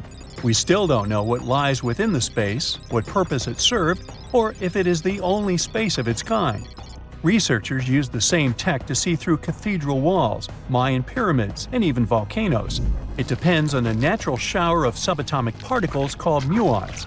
They pass more easily through empty space than through solid materials. So if they arrange multiple muon detectors around a structure, scientists can map out its solid and empty areas. A team of scientists placed muon detectors inside the Great Pyramid and allowed them to gather data for months. Scientists have analyzed samples of the mortar used to build the pyramids many times. Although we know its composition, modern technology still can't replicate it. The mortar is mostly made from processed gypsum, but it wasn't used like the cement we use for bricks today. Instead, they used it to support the joints between the massive stones as they were set in place.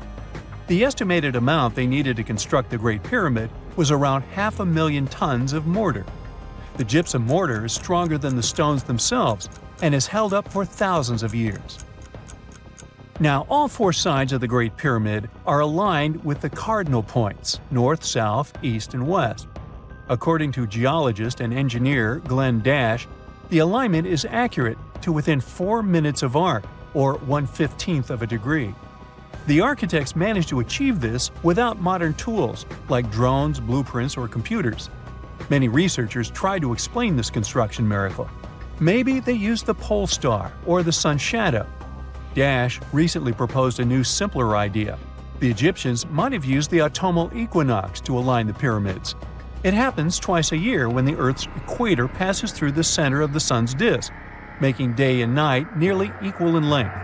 To test his theory, Dash conducted an experiment on the 22nd of September 2016, the first day of the fall equinox. He used a special rod the Egyptians had to cast a shadow and tracked its tip at regular intervals, forming a smooth curve. By connecting 2 points of the curve with a taut string, he created an almost perfect east-west line. Dash noted that on the equinox, the shadow's tip runs in a straight line, nearly perfectly east-west, and with a slight counterclockwise error. There's a similar error in the pyramids. Although his experiment was conducted in Connecticut, Dash believes that the same method would work in Egypt. All the ancient Egyptians needed was a clear, sunny day. They could determine the fall equinox by counting 91 days from the summer solstice. But they left us few clues, and no engineering documents or architectural plans have been found that explain their methods. So they might have mapped shadows, but it's not definite. Now, scientists have long wondered how heavy stone blocks were carried to the pyramid sites, and they might finally have an answer. A research team from the University of North Carolina, Wilmington, has discovered that 31 pyramids are likely to have been built along a long-lost ancient branch of the River Nile.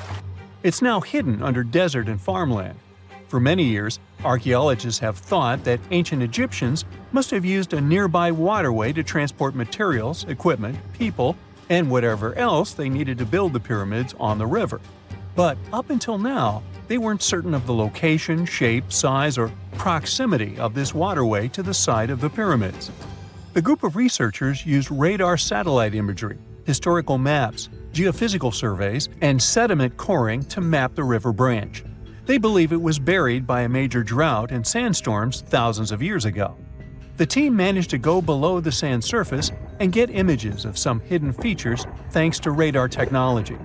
They found hidden rivers and ancient structures running at the foothills of where most of the ancient Egyptian pyramids lie. The discovery of this extinct river branch helps explain the high pyramid density between Giza and Lisht, in what is now an inhospitable area of the Sahara Desert. Now, Egypt isn't the only country with the most pyramids in the world. The champion's title here goes to its southern neighbor, Sudan.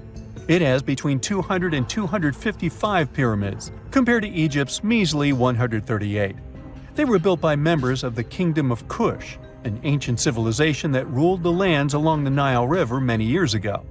They started erecting pyramids around 500 years after the Egyptians had stopped doing it. Their pyramids are much smaller than the Egyptian ones, but were built for the same purposes.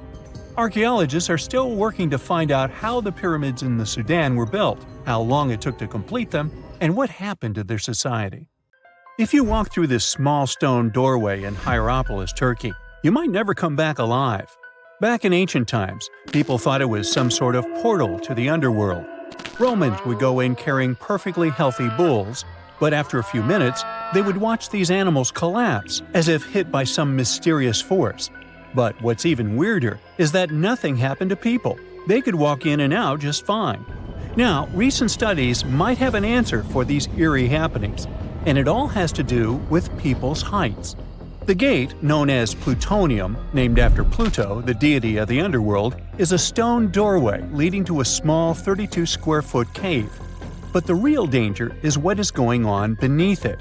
Hierapolis is a super active geological area, and there's a big crack under the city that constantly emits volcanic carbon dioxide, which comes up as a visible mist.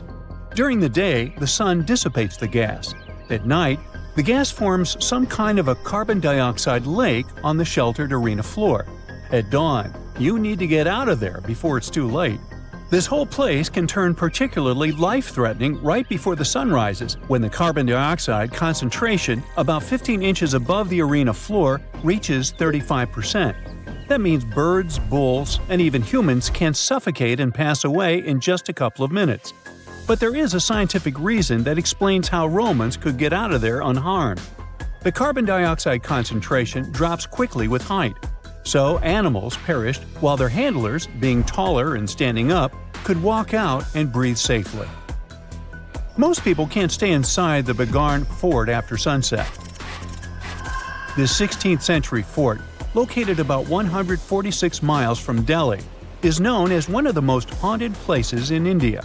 During the day, the area is bustling with visitors who can walk through the main gate of this once grand fort city and check out the ruins of temples and palaces. But they will also see this big sign at the gate that dramatically warns everybody that all access is strictly forbidden after dark. That's probably because at night, according to locals, women can be heard screaming and crying in that place, along with the sounds of bangles breaking and strange music.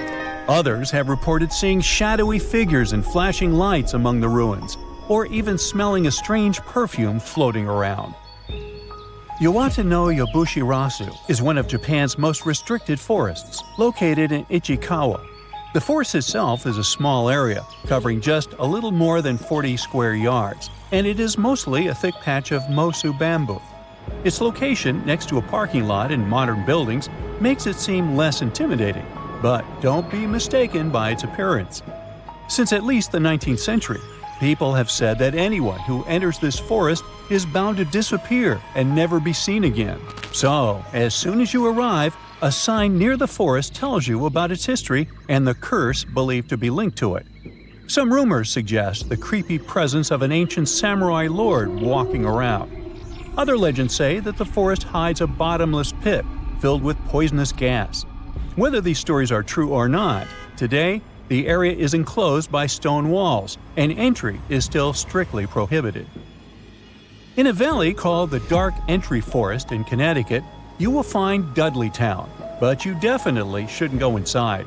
Not only has the land been private property since the 1920s, but it is also known as one of the spookiest places on Earth.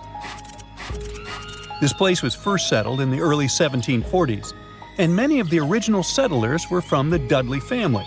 That's why it's called Dudleytown. There's a local rumor that the town's founders were descended from Edmund Dudley, an English nobleman who lost his life for treason.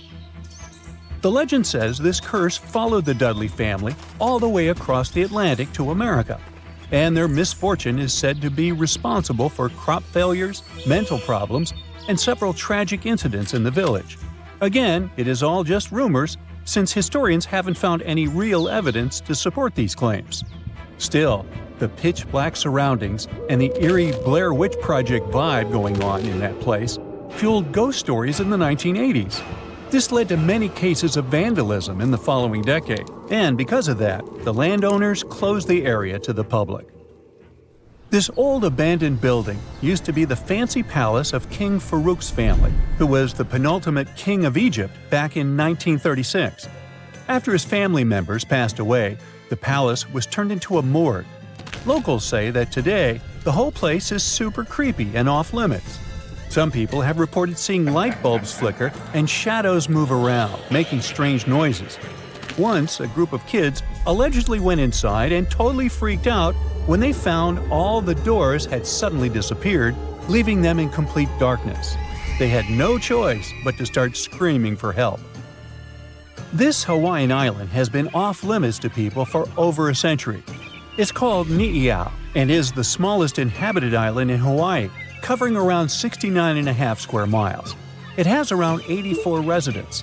The island doesn't have cell phone service, paved roads, or power lines, just solar panels for electricity. A single family has privately owned the island since 1864, when a Scottish farmer bought it for $10,000, which would be around $250,000 today. The island has stayed in the family, passing down to its descendants, the Robinsons. They have kept it private ever since, so access is highly restricted and basically by invitation only. The Erdstall tunnels are a network of about 2,000 mysterious underground passageways mainly found in Central Europe, especially in Austria and Bavaria. These tunnels are usually narrow and cramped, often just wide enough for one person to squeeze through at a time, and they are believed to date back to the Middle Ages, as far back as the 12th century. What's really puzzling about these tunnels is their purpose. Despite a lot of research, nobody really knows why they were built. There is a theory that they were used for storage, but since many of them are below the waterline and occasionally get filled with water, that doesn't seem very practical. These tunnels have very light, almost claustrophobic sections and sudden drops, which doesn't seem practical for other straightforward uses like escape routes, hiding places, or even spiritual purposes. To make things even more mysterious, there is a complete lack of artifacts, which makes it even harder for researchers to figure out what these tunnels were really for. Since 2019, adventurous people can get arrested if they try to climb this rock. Uluru, also known as Ayers Rock, has been off-limits because it is now considered a sacred site for local communities. But the fact that it is also extremely dangerous probably played a big role in the decision to close it off to visitors. This rock is 1,142 feet high, which is about the height of an 80-story building. The climb to the summit can be very slippery, and high temperatures, which can hit 116 degrees Fahrenheit in the summer, have led to people passing away from dehydration and heat-related issues. Something even creepier happens at the top of the rock right after storms. When it rains, small tadpole-like crustaceans called shield shrimp hatch in temporary water holes and rock pools on top of Uluru. These extraterrestrial-looking creatures are about 3 inches long, and they spread their super-resilient eggs everywhere. When enough summer rain comes, they hatch and go wild, feeding on microorganisms and bacteria in the water. How these strange creatures end up in the fleeting pools on top of Uluru is still unclear, but the most likely explanation is that their eggs might travel there with the wind. Scientists discovered something Atlantis-like near Australia. There used to be an entire continent that's now underwater. Here's what happened to it. Around 70,000 years ago, during the last ice age, there was a huge landmass called Sahul. It was located in the southwestern Pacific Ocean. This ancient supercontinent connected what we now know as Australia, New Guinea, Tasmania, and the Aru Islands into one giant piece of land. Imagine lush tropical rainforests surrounded by beautiful mountains. Sahul's tallest mountains were in the New Guinea highlands, with peaks reaching over 13,000 feet. This beautiful place was home to a variety of unique animals, most of which were pouched creatures. But back then, they weren't just koalas and kangaroos. Sahul was filled with different types of grazers, burrowers, scavengers, and predators. It was home to a huge diprotodon, a powerful hunter Thiosolio, and a horrifying Megalania, a creature that's much larger than any living lizard today. It was a unique place because the rest of the world was filled with placental animals at the time, like wolves, elephants, and humans. In Sahul, the only normal mammals were bats and rodents. But not all its parts were the same. The Timor, Arafura, and Carpentaria regions were covered by hot savanna and dry forests. It looked kinda like modern Australia, hot air deserts with scrubland, steppe, and temperate forests along the eastern coast. Back then, people were migrating all across the world. They made an incredible journey from Southeast Asia to Sahul and first arrived here from 60 to 45,000 years ago. They mostly traveled by foot and crossed the sea using bamboo rafts and simple boats. They came there from an ancient landmass called Sunda, which includes parts of Southeast Asia. They traveled across a series of islands known as Wallachia and eventually spread across Sahul. And it wasn't a small journey. Sahul was huge, around 4.1 million square miles. That's bigger than the USA or Canada. It stretched from the equator to around the southern part of New Zealand. So they arrived in what is now Australia and became Australia's first people. Scientists think that Sahul had a population of 500,000. We've discovered cave paintings that date back around 40,000 years. It's a hunting scene depicting an anoa, or miniature buffalo, facing figures of humans and animals. Researchers are trying to figure out how these early settlers moved across Sahul and where we might find archaeological evidence of their journey. To do this, they created a landscape evolution model. The simulation showed how Sahul changed between 75,000 and 35,000 years ago. It showed potential migration routes and archaeological sites. humans likely traveled along coastlines and rivers. But how did Sahul get submerged off the coast of Australia, similar to the mythical Atlantis? During the last ice age, much of the Earth's water was locked up in large ice sheets and glaciers. The sea levels were much lower than they are today. After that, the global temperatures increased. The ice sheets melted and the sea levels rose, flooding the land bridges that once connected different parts of Sahul together. About 8,000 years ago, New Guinea separated from mainland Australia, and then, about 6,000 years ago, Tasmania did the same. We still can explore the underwater parts of Sahul thanks to new technology. Divers explore and collect samples directly from the ocean floor. Underwater drones can go to places that are too deep or dangerous for humans to explore. And with sonar mapping, scientists use sound waves to create maps of the ocean floor. It's like using an echo to see what's underwater. The sound waves bounce off the seabed and come back, helping us create a picture of what it looks like. Deep underwater, archaeologists have found stone tools and other artifacts. They also discovered fossils of animals like Diprotodon and Thylacoleo. By studying the underwater terrain of Sahul, they learned about the ancient rivers, lakes, and coastlines that existed during the Ice Age. But Sahul isn't the only underwater continent. Sahul isn't the only hidden gem of Southeast Asia. Take Sundaland, a place made up of Sumatra, Java, Borneo, and some other islands. This place was crazy huge during the Ice Age, but now almost fully underwater. Almost, but not entirely.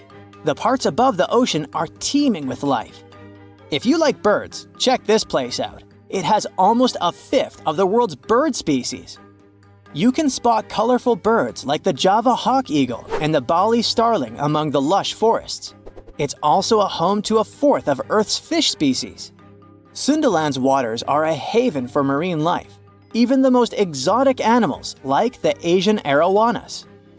It's also a treasure trove of flowers. That's where you can find Rafflesia and Titan arum, the world's largest flowers. This makes it very similar to Zealandia. Zealandia is a long, narrow piece of land about half the size of Australia. It broke from Antarctica about 100 million years ago. Just like Sundaland, it isn't fully underwater. 7% of it stayed above sea level. This sticking out little piece is what we now call New Zealand, along with Stewart Island and some smaller islands. These pieces of Zealandia are lush and warm. They're packed with volcanoes, mountain ranges, beautiful natural geysers, and hot springs. Local people, Maori, use these hot springs for cooking. People place corn, eggs, and vegetables in baskets and lower them directly in the hot springs. Sometimes they cook food in a pit oven using heated rocks.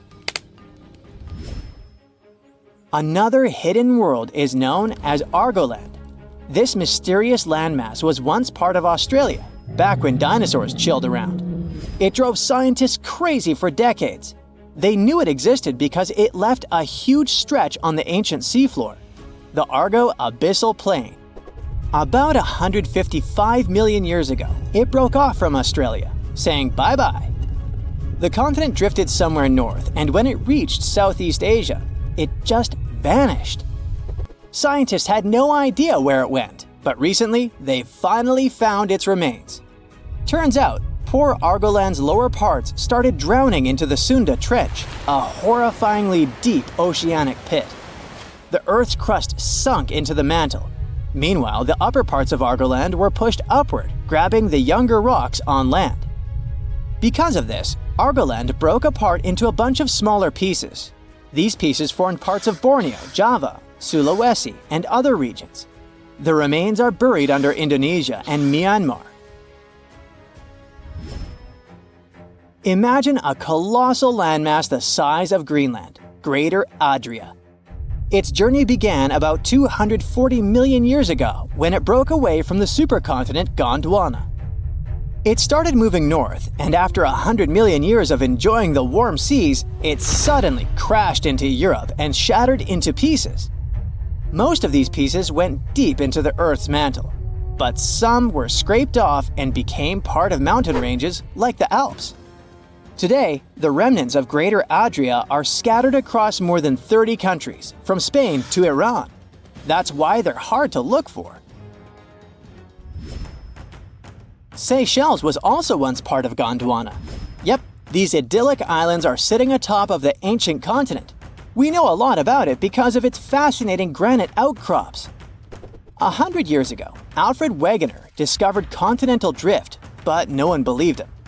These granite outcrops helped him prove that he's not crazy and that tectonic plates really are moving. The Seychelles broke off from India and Madagascar and eventually became a sad loner in the Indian Ocean. This probably happened because of some insanely active volcanoes in the Deccan Traps. But now, the islands are home to unique species, both on land and in the coral reefs nearby. Mauritius broke off from India after the dinosaur wiping. Along its journey, it stretched into a long ribbon-like shape and also broke into pieces. Now it's all scattered beneath the Indian Ocean. Scientists stumbled upon this lost land by studying tiny ancient crystals called zircons. These zircons are like time capsules. They date back an astonishing 660 million to 2 billion years. That's even older than Mauritius itself. These ancient crystals hinted that there's another Atlantis somewhere nearby. Turns out there are hidden continents all around the world, and maybe we'll discover more of them in the future. The most exciting accidental discovery I've made in my life was a $10 bill in my old winter jacket. Some folks are luckier though, as they find underground cities from centuries ago or make inventions that turn them into millionaires. Velcro was invented after a routine walk in the woods. Kellogg's cornflakes were inspired by a chipped tooth, and Play-Doh saved a business empire from falling by chance. Back in 1998, electrical engineer John Williams found something that looked like an electrical plug sticking out of the ground. He started digging and noticed that it was stuck in a small rock. He found it in a rural location in North America, far from civilization, industrial complexes, airports, factories, and electronic plants. This piece of electronics embedded into a solid granite stone got the nickname Enigmalith and a price tag of $500,000. Some scientists are sure it's a big hoax and not a souvenir left by some visitors from space, as Williams claims. But the finder of the rock wanted to prove that it was a real piece of ancient technology, some sort of an electrical connector.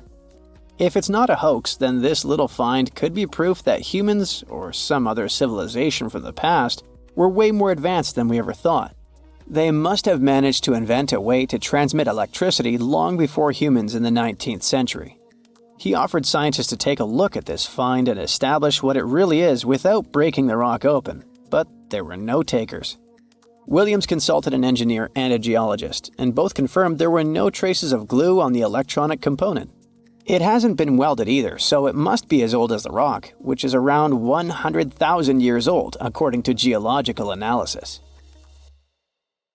Dr. John Kellogg had a philosophy of biological living with regular exercise, massage, plenty of water, zero bad habits, caffeine, and no meat. At the end of the 19th century, he looked over a health institute in Michigan. He once whipped up a mix of flour, oats, and cornmeal. He thought that by baking whole grains at high temps, they'd be easier on the stomach and healthier overall. He baked the mix twice and first made cookies, but a patient chipped a tooth on that version. Then he decided to break it into small pieces. It's hard to pinpoint exactly how Kellogg cornflakes came to be, with so many versions of the story floating around. Kellogg's wife, Ella, and his brother Will both claimed they played a role in creating the flakes, along with several other family members and sanitarium staff.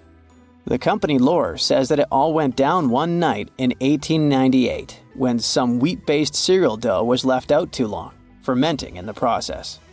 When rolled out thin, the slightly moldy dough turned into these perfect large thin flakes that got all crispy and yummy in the oven. Over the next few years, Will Kellogg kept tweaking the recipe and realized that corn, not wheat, made even crunchier, tastier flakes. His brand, Kellogg's Corn Flakes, has grown into a multi-billion-dollar company.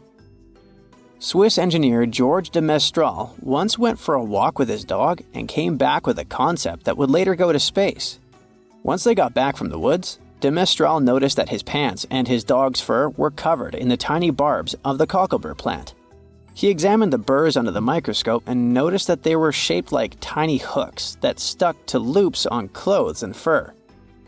He decided to recreate that natural tech to design an extra strong fastener, one with many practical uses.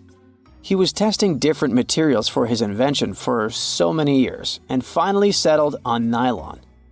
He also needed to design a special type of loom that could weave the fibers in the right size, shape, and density.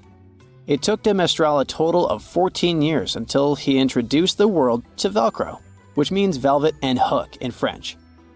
De Mestral was hoping his invention would replace the zipper on clothes, but the fashion world found Velcro cheap-looking and unattractive.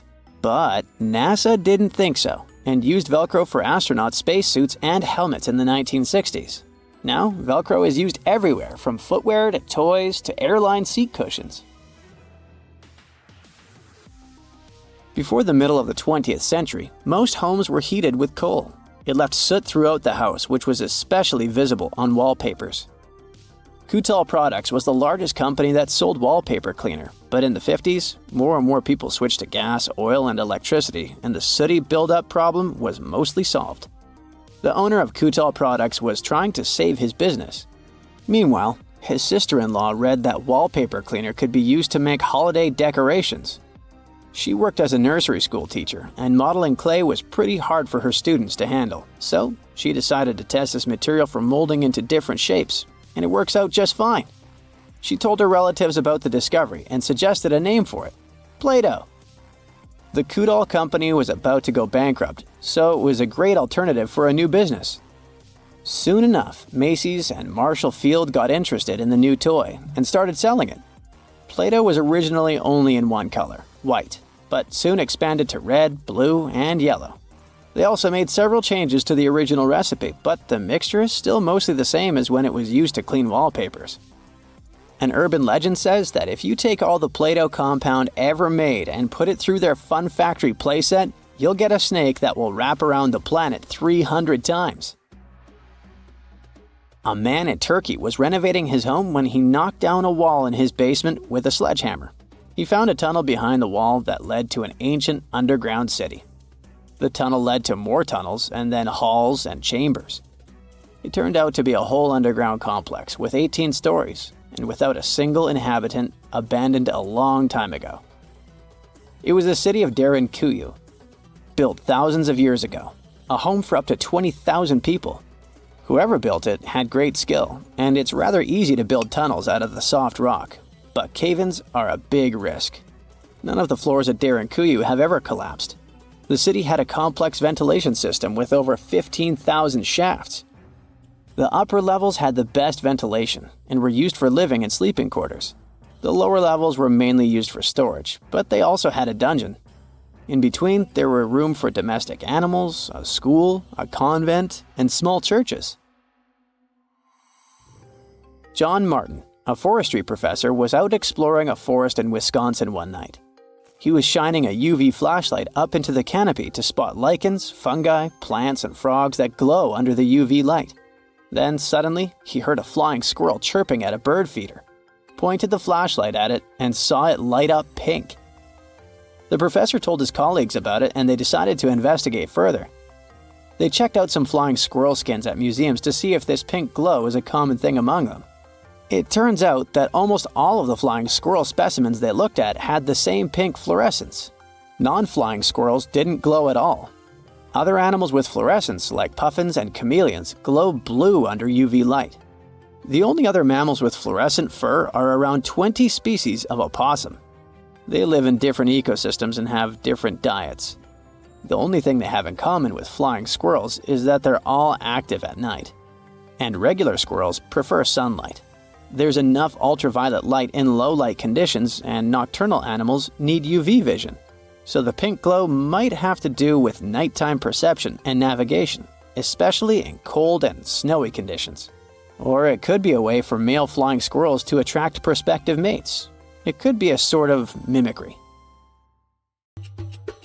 Well, in ancient Egypt, People wore heavy, donut-sized bracelets, giant earrings, necklaces, and their neck collars were totally bedazzled with beads and stones.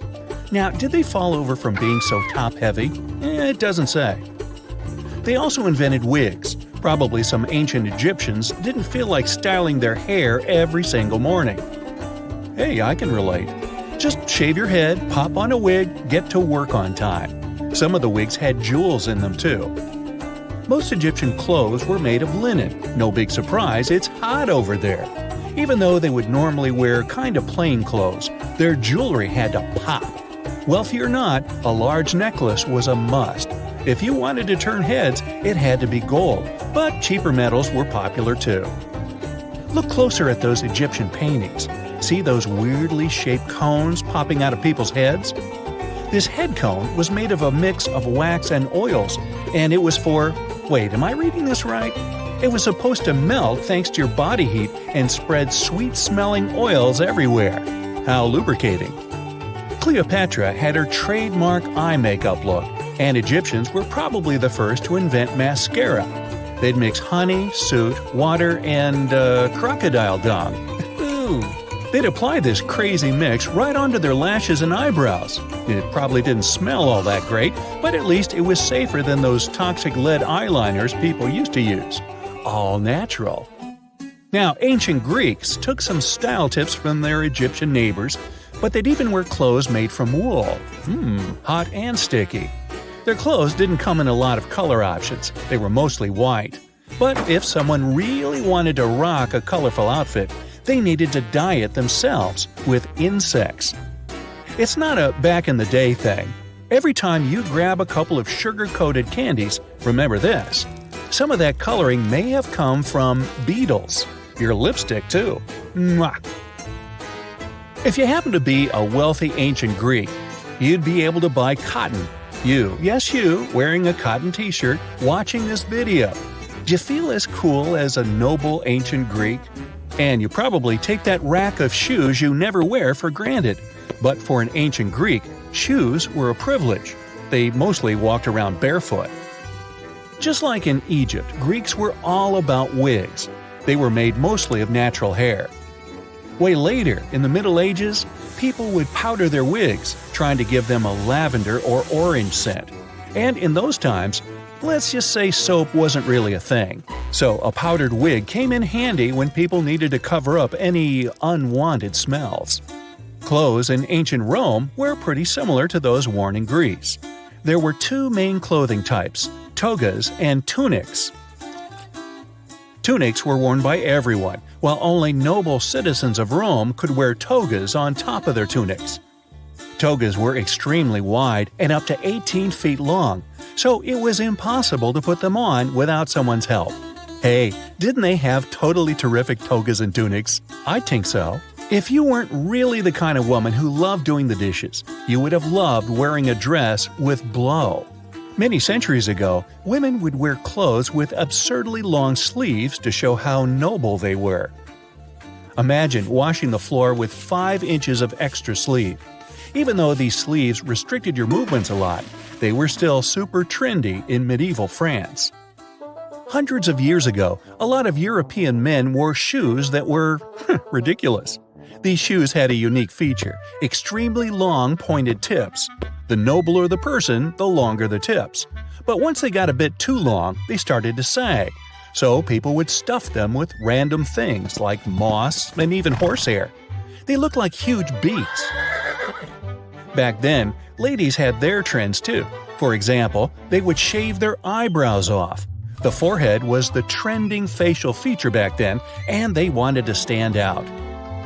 England had some fashion trends that, Today, people shell out thousands of dollars to make their smiles perfect, white, and shiny. But back in Tudor England times, women would blacken their teeth on purpose to seem wealthy.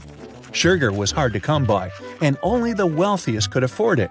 It was widely believed that the wealthier you were, the more sugar you ate, and the blacker your teeth would get. Now, if you're already rocking some fake black teeth and you want to go full-out Tudor, try rocking this look. Back in the 16th century, men and women would stuff their sleeves with cotton, wool, sawdust. Huh? It was basically an old-timey fake muscle shirt, like the one you bought to go out under that Superman outfit you made last year but never wore to go out trick-or-treating. The more sleeve stuffing you had, the stronger you looked. Some men would stuff their calf area, even their bellies, just to look more muscular. Now add a ruffle around your neck supported by a metal corset to keep it all looking tight, and voila! You're a true Tudor. Now, if you were from Venice in the 16th century, you had to get yourself a chapine. These uncomfortable-looking shoes were created for walking through mud, but the real reason they got popular was 500-year-old Venetian Instagram. The shoes made you look taller, and the taller you were, the more important you were. Fashionistas of the day would have portraits of themselves painted wearing those shoes. Hey, gotta make your friends jealous. Now, macaroni isn't just cheese's best friend. It was also a way to dress that meant you had some serious class. If you want to try macaroni style, make sure you live in the middle 18th century, have an enormous exaggerated Empire State Building-sized wig with a teeny tiny hat and a feather on top. Wear bright stockings, preferably striped. Wear pants, the tighter the better. Ideally, they should be just like leggings, but remember there was no Lycra back then. Round it all off with a walking cane? Oops, almost forgot. Get ready to be mocked for the next few decades, or even centuries. Hey, if you're humming Yankee Doodle to yourself right about now, you get it. In the 19th century, things did not get even a little bit less crazy. Excessively large ruffled dresses were hot, and by hot I mean they used to catch on fire all the time. Tests revealed that that type of dress could burn to ash in under a minute. Ruthless. Socks were made with aniline, which, just like it sounds, can be pretty bad for you. They used mercury too. Hats were made of fur, and hat makers would use mercury to stick the fur together to make felt. People who wore them inhaled toxic gases. Another toxic ingredient, because two just wasn't enough, was arsenic. In Victorian England, green clothing was achieved by long chemical treatments with large amounts of toxic dye. Green dresses were extremely pricey, so at least not everyone was getting exposed to it. To complete the look, stylists recommend dyeing your hair chestnut brown, the hottest color of the era. Sulfuric acid worked best and could turn even the blackest hair lighter. So, to recap, they used to put toxins and poisons all over themselves. On purpose. Victorian women wore dresses that made it almost impossible to sit or walk. They wore crazy heavy crinolines, basically a cage you wear to make your dress look bigger, and metal corsets with horsehair stuffing. Victorian men didn't have it much better. They would pin starched, unbendable collars to their shirts, and things could get pretty serious if you accidentally fell asleep wearing them. It's the 19th century in the USA, and they're using arsenic in their cosmetics. Manufacturers would add it to wafers, promising that their product would help get rid of any facial imperfections.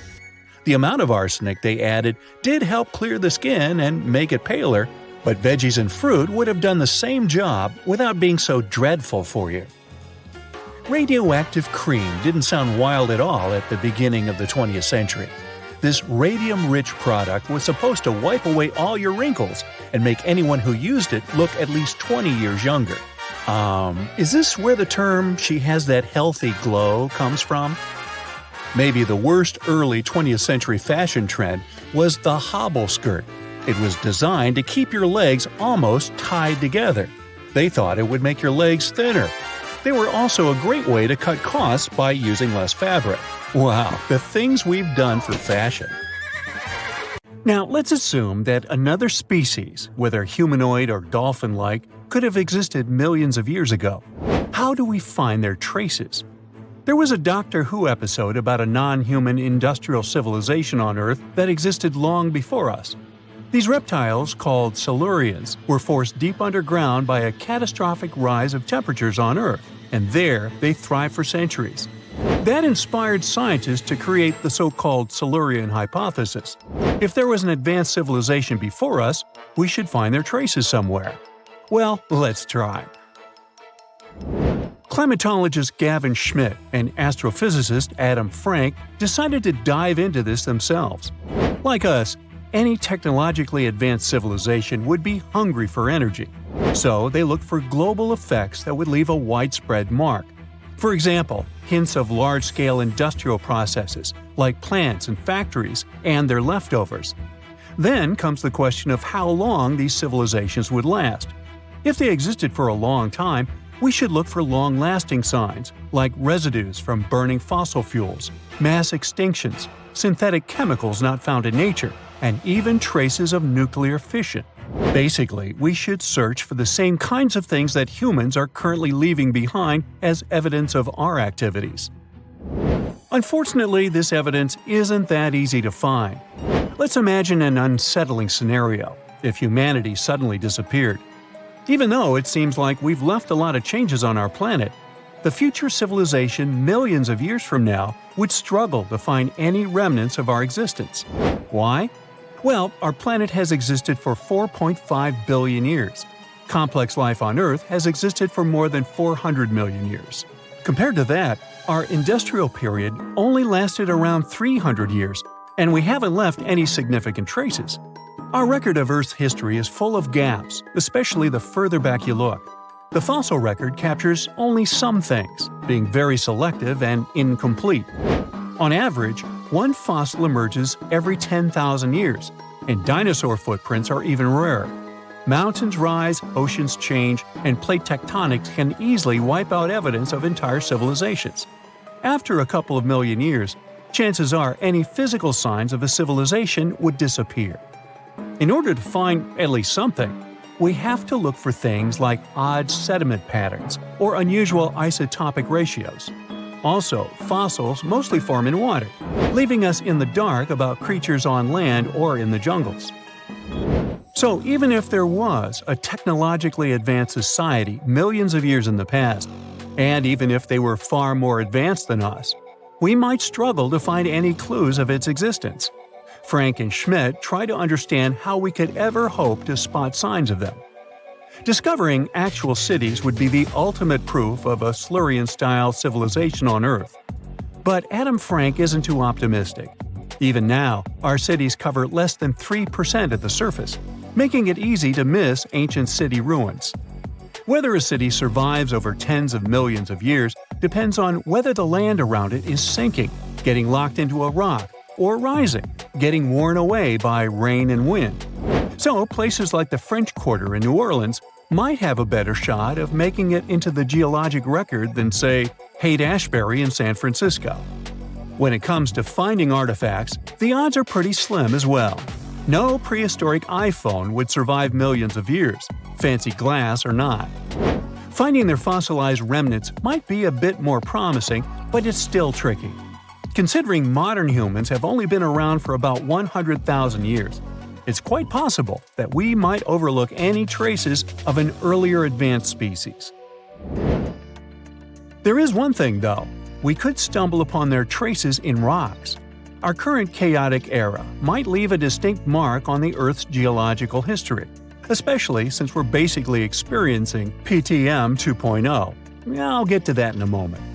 So they try to look at the changes in the carbon cycle. Humans have been releasing a lot of fossil carbon since the 18th century. This leaves a special mark in the carbon isotope ratio, like a signature that shows the difference between carbon in living things, such as seashells, and carbon in lifeless volcanic rock. Scientists also look for signs in the way sediments are arranged.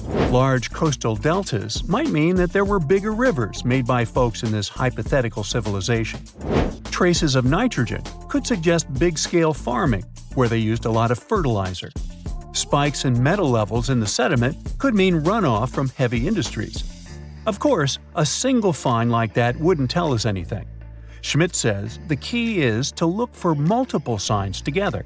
Without clear artifacts, the uniqueness of an event might show in various clues rather than a set of changes linked to a single cause.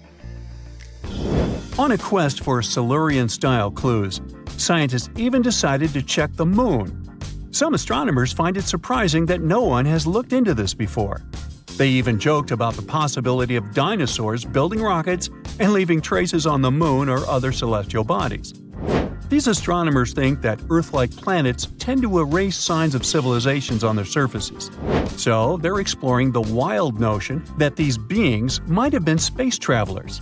In that case, remnants of their technology, known as technosignatures, could be lurking not only on our moon but also on asteroids, or even buried on Mars.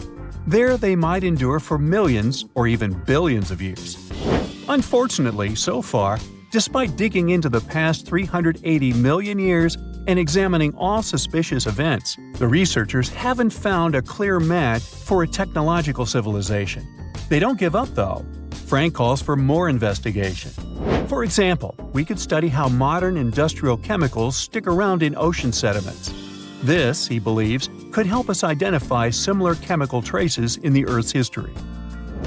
If there are no traces, why do we even bother to find something like that? This research is based on Schmidt and Frank's recent papers.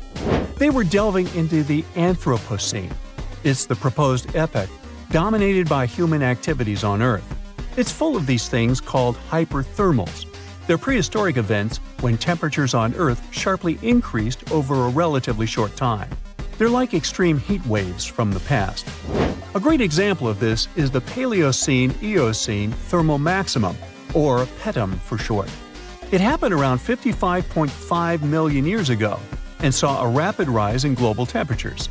Over 200,000 years, the average temperature on Earth jumped from about 9 to 14 degrees Fahrenheit. We studied these hyperthermals to understand how they occurred, from natural causes or human activities. So, these hyperthermals sparked the genesis of Frank and Schmidt's research. To study them, scientists started examining chemical signals and tracers left in rocks.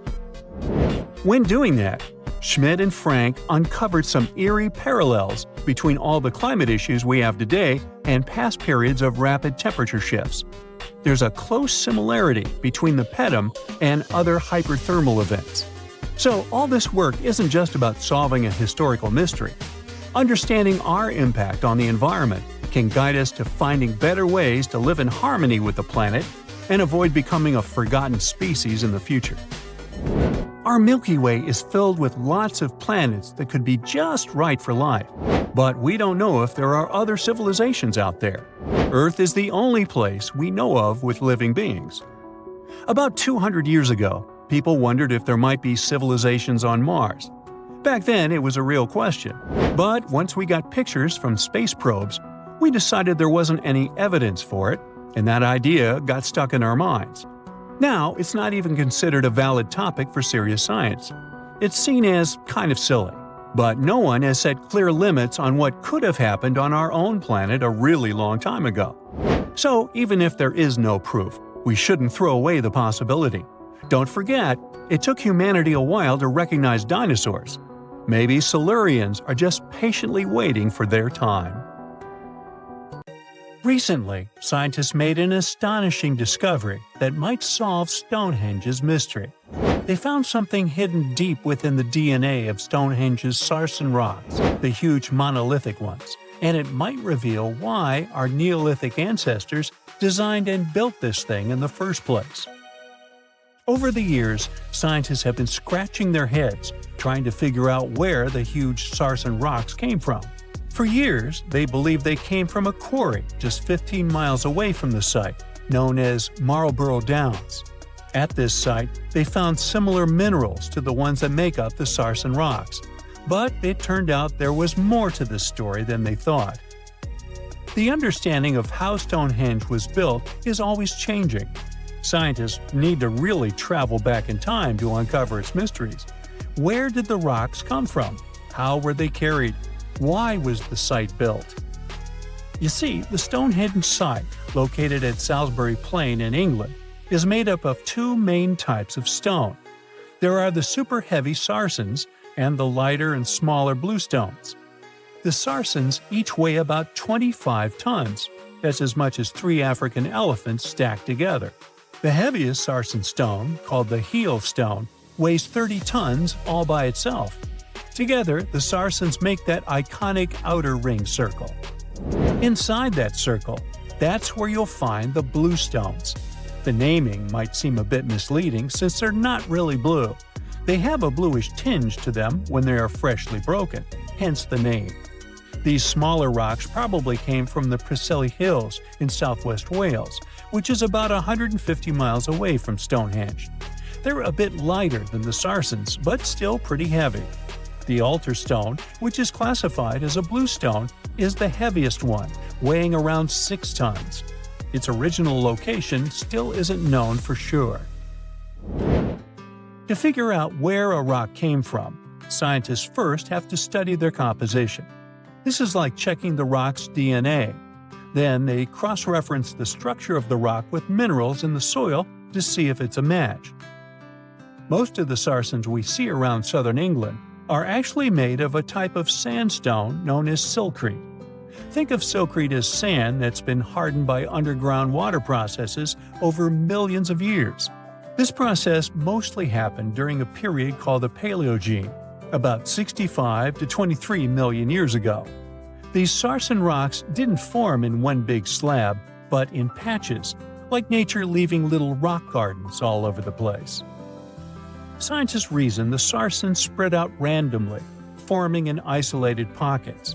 Over time, many were buried under layers of clay and chalk, which helped preserve them. When ancient builders were on the lookout for materials, these Sarsens must have looked perfect for something impressive like Stonehenge. Actually, Sarsens have been used in everything, from Roman villas to medieval churches, and even in things like road curbs and old field walls. One could say these rocks were the it material for ancient builders, and continue to be popular even into more modern times. This fact made scientists start wondering that maybe not all Sarsen stones that were used to build Stonehenge came from the same place. They've identified Sarsen sites all over the UK, in places such as Oxfordshire and Kent. After hundreds of years of studying the Sarsens, geologists finally had the right type of technology to determine the origin of the stones. Now, I wish I could tell you that it was some undisclosed location very far away from the site. But, as it turned out, the Sarsens were originally from Westwoods, the forest near Stonehenge. A new factor came into play when excavations uncovered empty stone holes, showing that at least 6 blue stone pillars were removed from a Preseli Hills site called Wan Main in prehistory. They had a stone circle over there, and it's believed that some of Stonehenge's rocks were recycled rocks from this more ancient circle. If this is true, it might be that Stonehenge is part of a much larger landscape of ancient sites.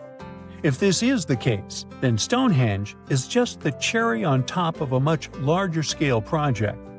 Think of it as the sacred centerpiece of an entire landscape of monuments, mounds, stone circles, and things. This is why scientists want to find out where the rocks came from so badly. It could lead to why and how Stonehenge was built. Now, Stonehenge didn't just pop up overnight. It was built in several stages over hundreds of years. It's likely that it wasn't a single unified vision, but more like a big community project that evolved over time. With each generation, the builders brought in their own ideas, creating a stone structure that would last for ages. The first stage was around 3100 BCE. That's when people dug out a circular ditch and likely set up some bluestones as sort of a starter ring. Later, they added the Sarsens and even topped some of them with horizontal stones to form those famous arches you see today, also known as the trilithons. These ancient builders had some challenges on their hands. How would they move the rocks? There's an old theory known as the ice road that suggests that the rocks were moved by natural icy pathways that formed during the winter. This way, they could slide the rocks down all the way to Stonehenge. But hey, if we're talking about a distance of over 100 miles, that's not too realistic. Anyways, this theory was debunked because it was warmer back then than it is today. There's also the river theory, which suggests that the rocks were floated along the river from the quarry to the site. But if we're talking about Sarsen rocks, they're too heavy to float. So there goes that theory. What we're saying is, no one knows how the rocks were moved. Another interesting science tidbit came from all the research done in Stonehenge. A recent laser survey of the stones revealed the different stone working methods used, and has shown that some of the parts of the monument were more carefully finished than others. In particular, the northeast side and the inner faces of the central trilithons were finely dressed. FYI, a trilithon is one of Stonehenge's most famous shapes. It's when two huge monoliths receive a third one on top of them, connecting the two together. This fancy word is simply Greek for having three stones. But anyways, the bigger question, and the reason Stonehenge is so famous, is why it was built in the first place. Theories are all over the place, and some sound like they're straight out of a sci-fi show. So here's a rundown of the most popular ideas. There's, of course, the solar calendar theory. This one supposes that the stones are aligned with the movements of the sun, especially during the summer and winter solstices. During the summer solstice, the sun rises to the left of the heel stone, that's the lone stone outside the main circle, lighting up the entire monument. Some say it's the ancient version of a calendar, marking the year's longest and shortest days. Some archaeologists think Stonehenge might have been an ancient healing center. Pieces of bluestone have been found chipped away, possibly by people who believed they had healing powers. The theory goes that people traveled from all over to come to Stonehenge in hopes of a cure for whatever was ailing them. There's also some speculation that Stonehenge was the place to be. Think of it as an ancient gathering spot. Some evidence suggests that communities from distant areas traveled to Stonehenge for gatherings, feasts, and ceremonies. Studies of bones found near the site show they came from all over Britain, making it a sort of prehistoric meetup location. Let's dive into the fascinating world of Tamil, a language that's truly one of a kind. From its vibrant history to its user-friendly nature and its wide coverage, Tamil is a linguistic gem that'll leave you in awe. For starters, Tamil holds the title of being the oldest living language on the planet. I mean, it's been around for more than 5,000 years. It's hard to know if it's truly the oldest language ever, but it sure takes the cake for being the oldest living language still in use today. The word Tamil itself isn't just a one-trick pony. It has multiple meanings up its sleeve. Of course, it refers to the language itself, but it also signifies beauty, sweetness, and even the concept of being natural. Talk about a versatile word. How many people still speak this language today, you might wonder? Tamil is like the rock star of languages in India, with over 84 million native speakers. Globally, almost 90 million people proudly call Tamil their mother tongue. Hold on to your hats, because things are about to get divine. In India, you'll find a temple dedicated to none other than Tamul Tai. Now, Tai means mother, and this deity is considered the personification of the Tamil language as a loving and nurturing parent. This language is also not just limited to its homeland. It's a language that has spread its wings across its neighboring areas. For instance, it's also an official language in Singapore and Sri Lanka. Not to mention, it's also recognized as a minority language in South Africa, Malaysia, and Mauritius. Have you ever wondered how it all started? You know, the whole spoken word shenanigan? And where? It's not like words magically popped out of thin air, right? It must have taken quite some time to develop.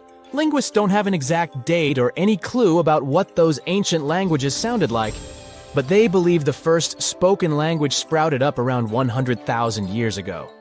Unfortunately, since a written language only came about 5,000 years ago, we don't have much info on what those early languages sounded like. All we know is that they're somehow related to the languages we speak today. Earth is one massive place. We're talking over 7,000 spoken languages among a population of over 7 billion. Sounds like a lot, right? Well, historically speaking, that's not too many. In fact, many languages are gradually fading away, being replaced by their respective countries' official languages. People are hopping on the bandwagon of learning the dominant language for better educational and economic opportunities.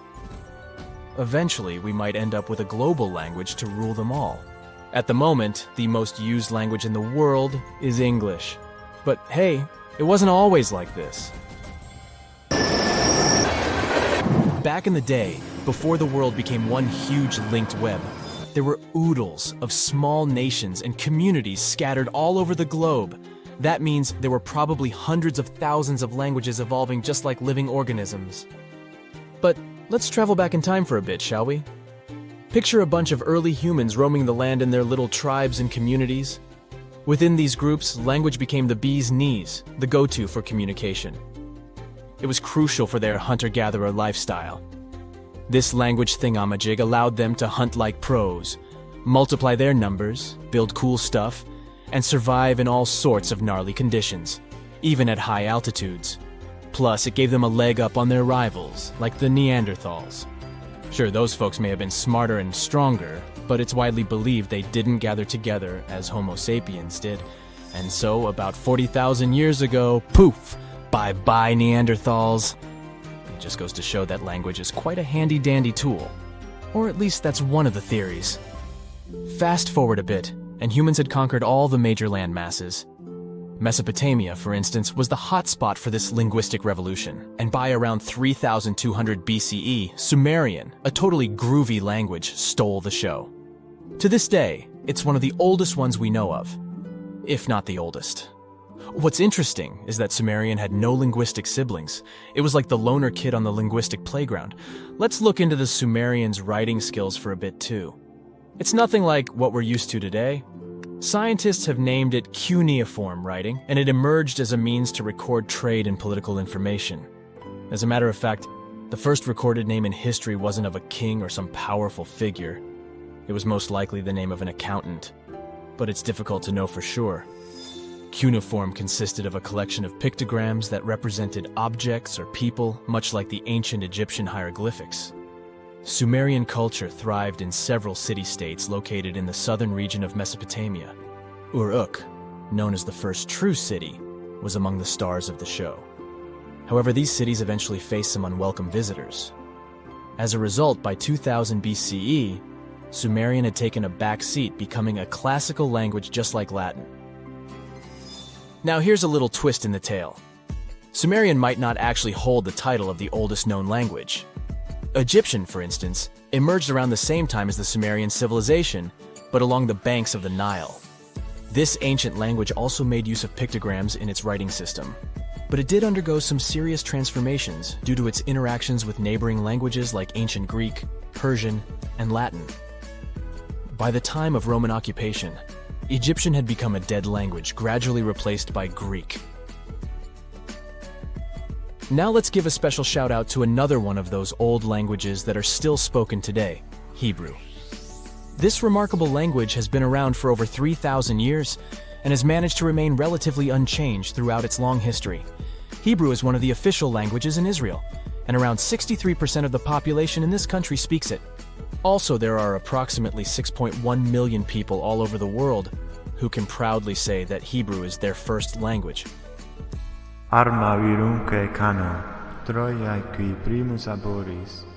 We can't finish up this list without mentioning the amazing Latin language. It all started in this place called Latium in the old Roman Empire, and that's how it got its name. Back in the day, Latin was the fancy language for all well-educated folks. But here's a fun twist. The Latin of yesteryear was a bit different from what we can check out in ancient books today. The alphabet they used was a total rebel, and they even wrote from right to left. Talk about turning the writing world upside down. But over time, they realized it was more fun to go from left to right. Latin literature? Oh boy, it's considered the creme de la creme of ancient writing. You know, the kind that scholars and bookworms go crazy for. If there were an Oscar for ancient literature, Latin would be cleaning up all the awards. Latin was also like this ancient influencer. It's been around for so long that it has influenced a bunch of modern languages. Many English words are either straight up taken from Latin or have been heavily influenced by it. More so, Latin has even spawned a family of languages called Romance languages. No, not about love stories, chocolates, and flowers. Romance languages are the offspring of Latin, thanks to the not-so-gentle nudge of the Roman Empire. We're talking about languages like French, Spanish, Romanian, Portuguese, and Italian. But here's a bummer. Latin is considered a long-gone language. It's frozen in time, like a linguistic time capsule. While living languages like English keep changing and growing, Latin is stuck in the past. It had its transformation and alteration phase when it was still spoken, but now it's just enjoying retirement in the linguistic retirement home. Regardless, Latin still sneaks into our daily lives without us even realizing it.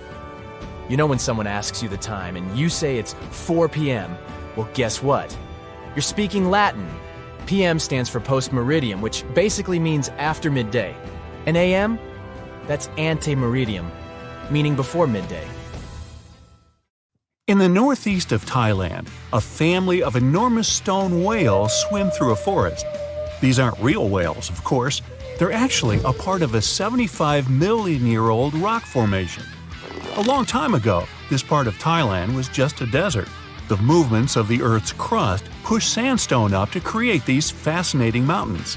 Reachable by anyone willing to spend a day hiking up the network of trails, this landmark is becoming increasingly popular with tourists.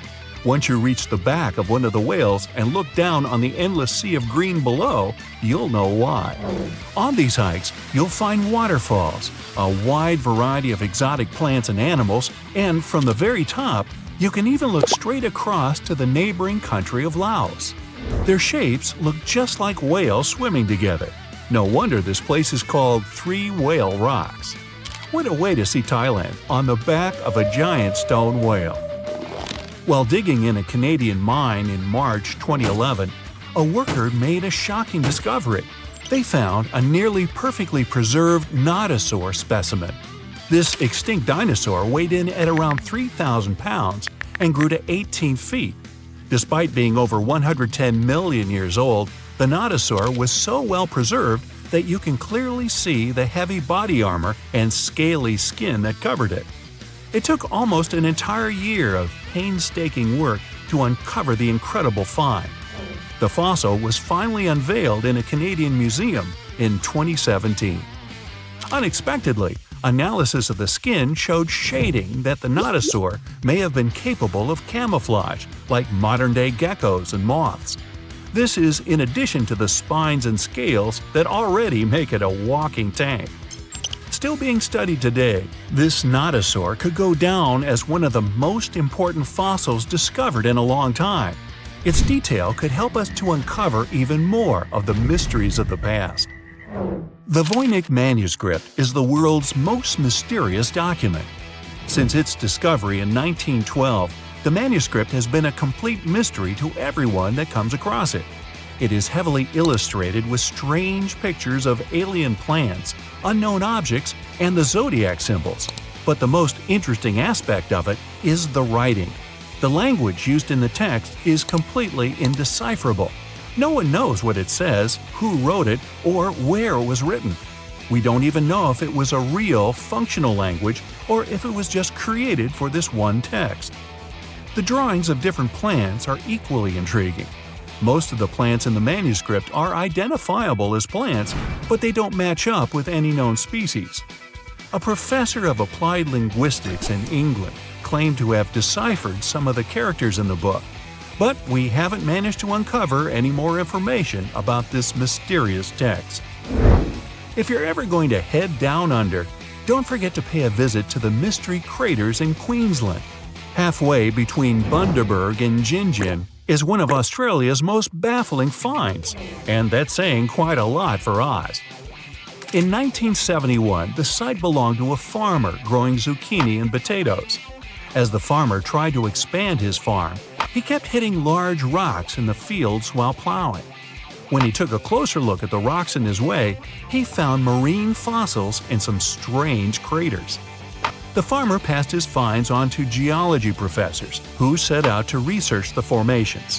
When the geologists began digging around the area, they uncovered a huge layer of sandstone and ochre stain that was completely covered with craters.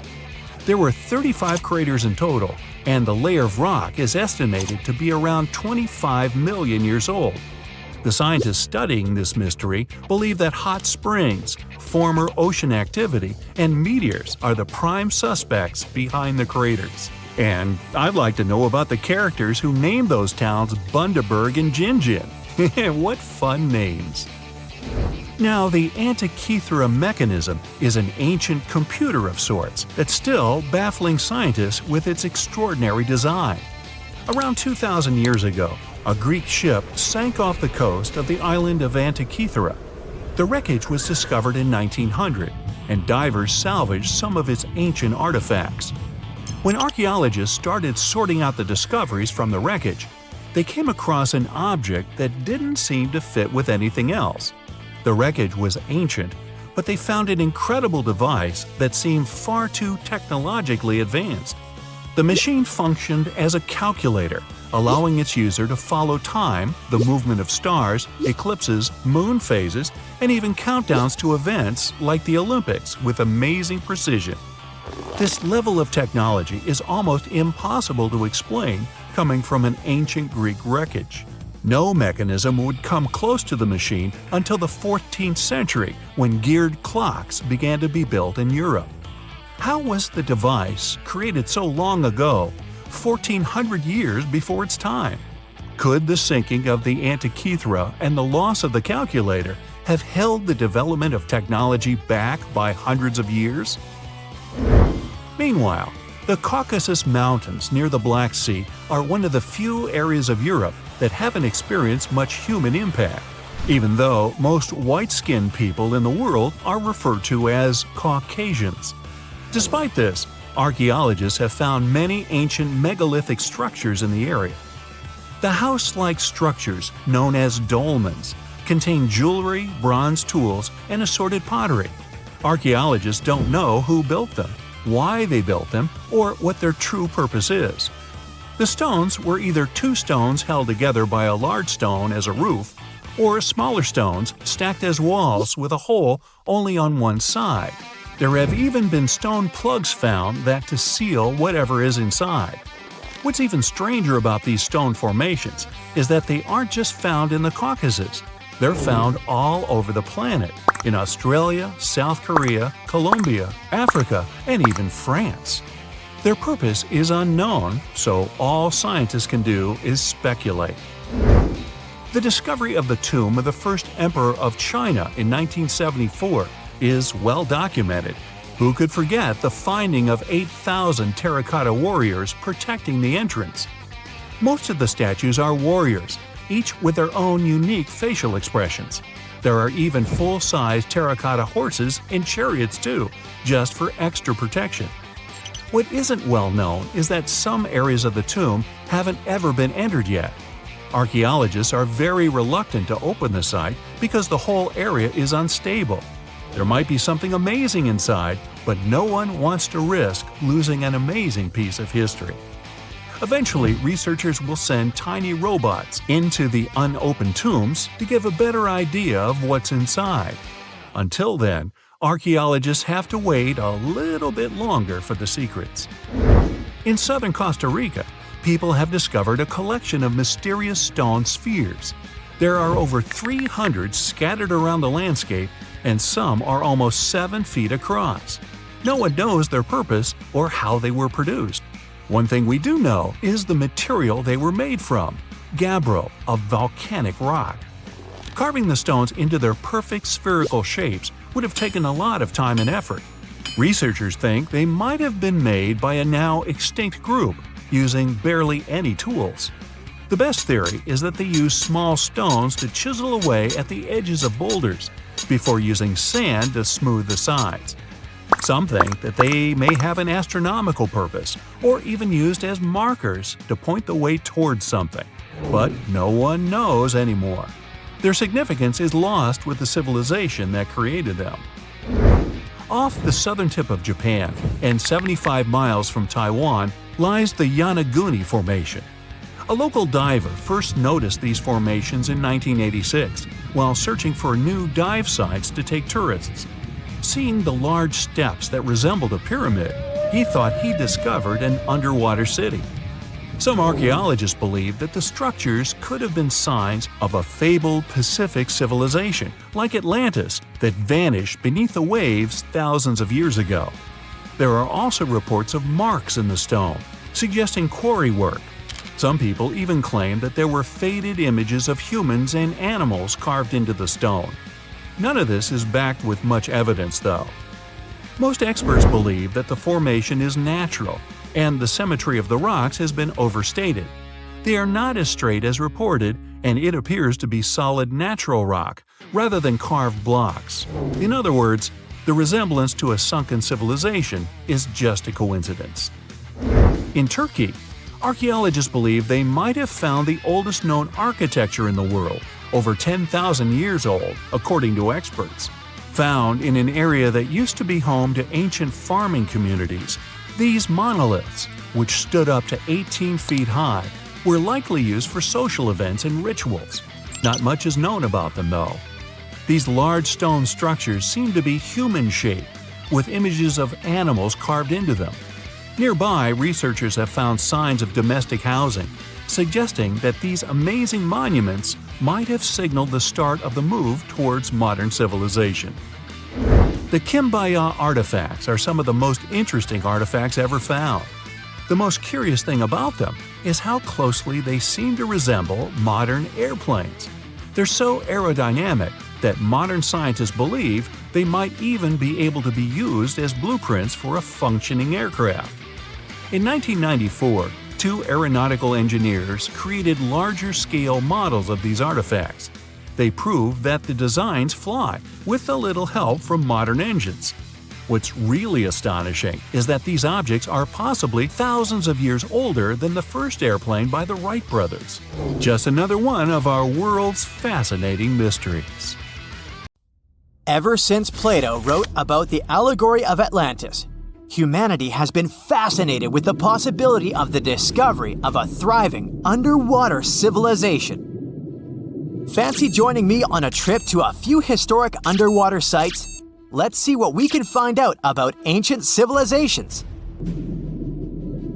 The first one on our list is what is being called the underwater Stonehenge. Scientists have recently discovered a mysterious pile of cairns that stretch for miles under the shimmering waters of Lake Constance at the borders of Switzerland, Germany, and Austria. Archaeologists began to explore the site back in 2015, and they haven't been able to understand yet what it was actually used for. What they do know is that there is a 12-mile line of 170 human-made stone cairns under Lake Constance. Scientists say this was most likely the result of a combined work of several villages.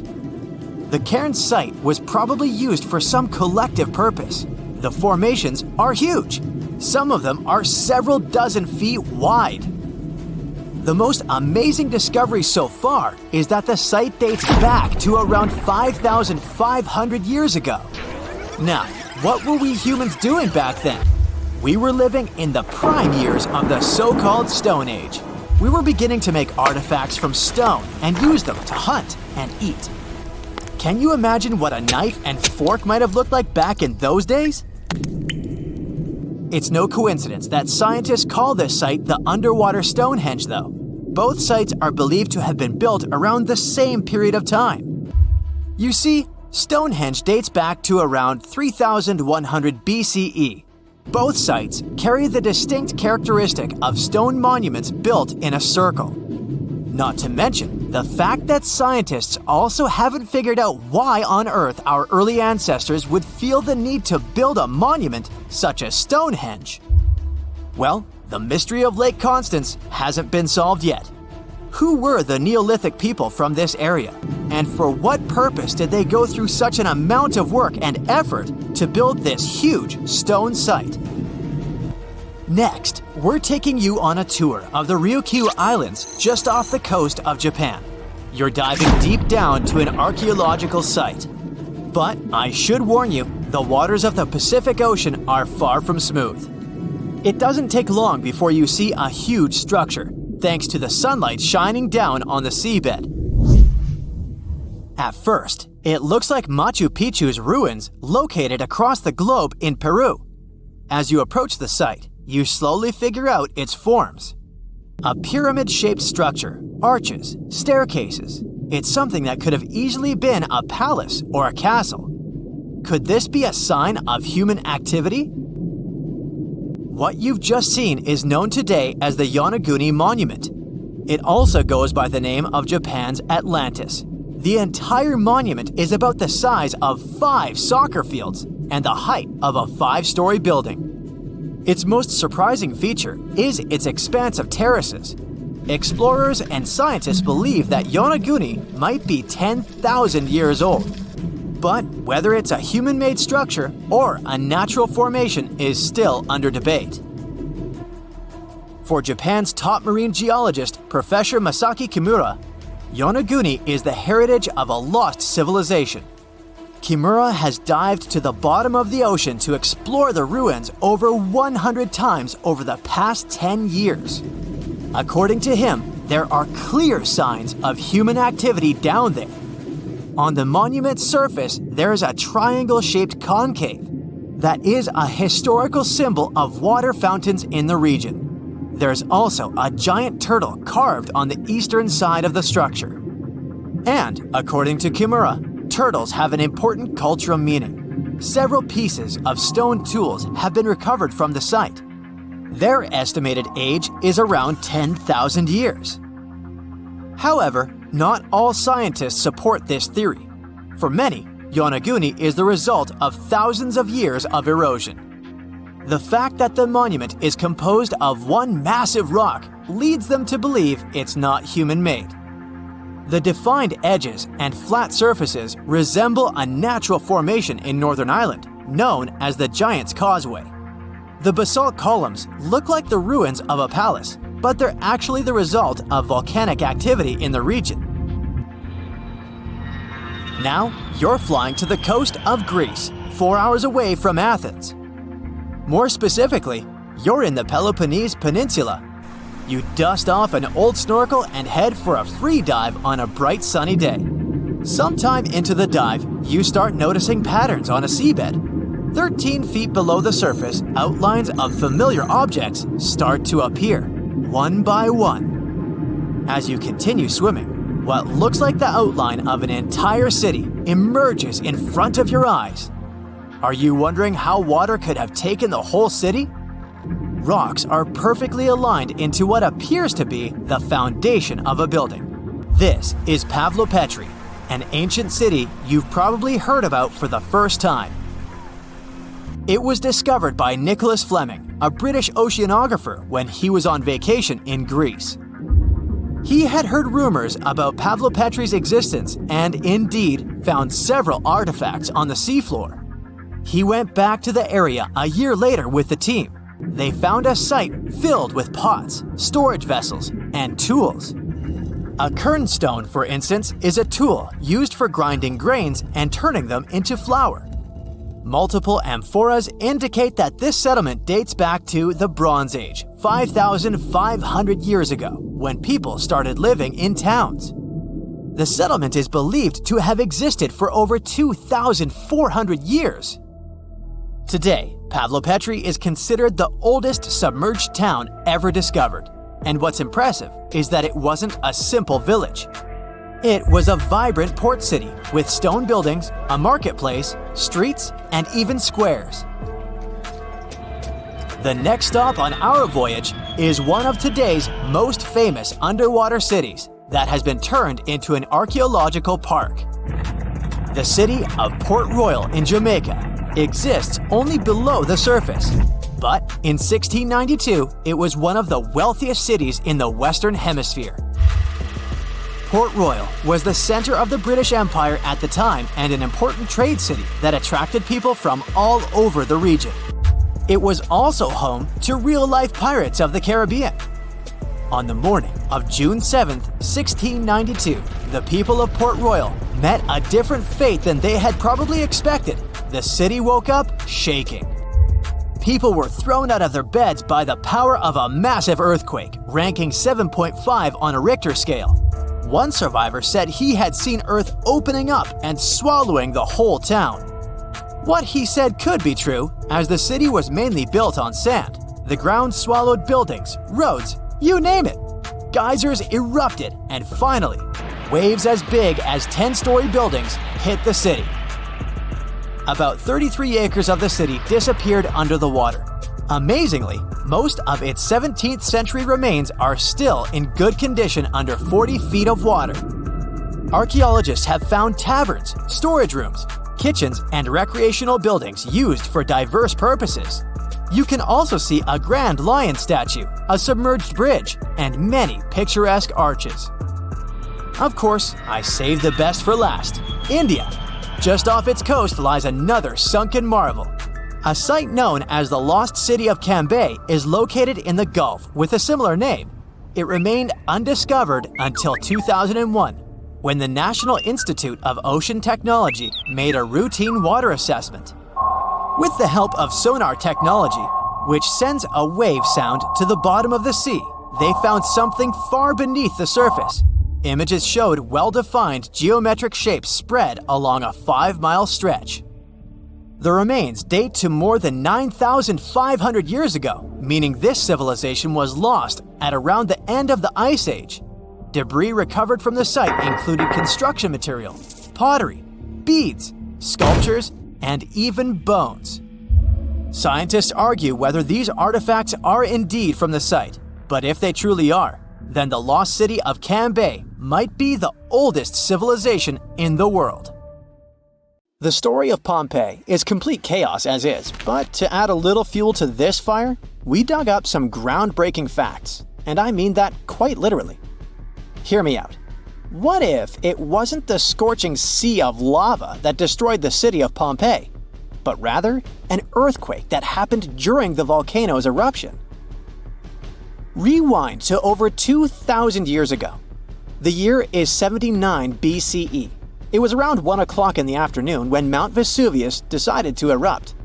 Pompeians were going on with their normal daily routines when lava started taking over. The flow of lava was so quick that most people didn't have anywhere to run. The disaster took the lives of around 2,000 people. The lava covered most of the city, which then turned everything to ashes. Pompeii was only discovered during the 16th century of our Common Era, when an architect commended a dig to divert a river. It's a very well-studied site nowadays, but something unusual recently caught the researchers' attention. Scientists were excavating a site called the House of Painters at work. They were examining a couple of skeletons when they saw something weird. The skeletons probably belonged to 2 men around the age of 50.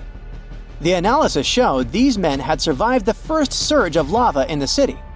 But they didn't make it out due to this second unexpected part: the earthquake. The men probably took shelter at the House of Painters at work, but the walls crumbled down when the earthquake hit. The men were found in a protective posture, like they were trying to shield themselves from something that was going to fall above their heads. Plus, these skeletons were not found under the layer of volcanic ash, but on top of it, proving that they really did survive Vesuvius's sea of lava. It turns out this is not as rare as it seems. A volcanologist explained that the seismic activity during the eruption really made things worse in Pompeii. He said that this seismic chaos probably influenced the desperate choices of a lot of Pompeians in their final moments. This is not the first time the world heard of a possible earthquake in Pompeii. A guy named Pliny the Younger, who escaped the disaster and witnessed the whole thing, beat these scientists to it in his famous letters. Pliny the Younger was a lawyer and an important person back in ancient Rome. He was an eyewitness to the whole Pompeii disaster, and he wrote in one of his letters that the eruption was followed by a trembling of the earth. Researchers do agree that something never added up. Pompeii is known to have really well-preserved skeletons since the ashes kind of played an important role in preserving them.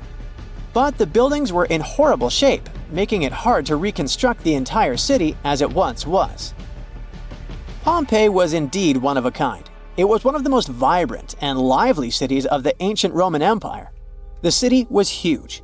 It could have been home to as many as 30,000 people in its heyday.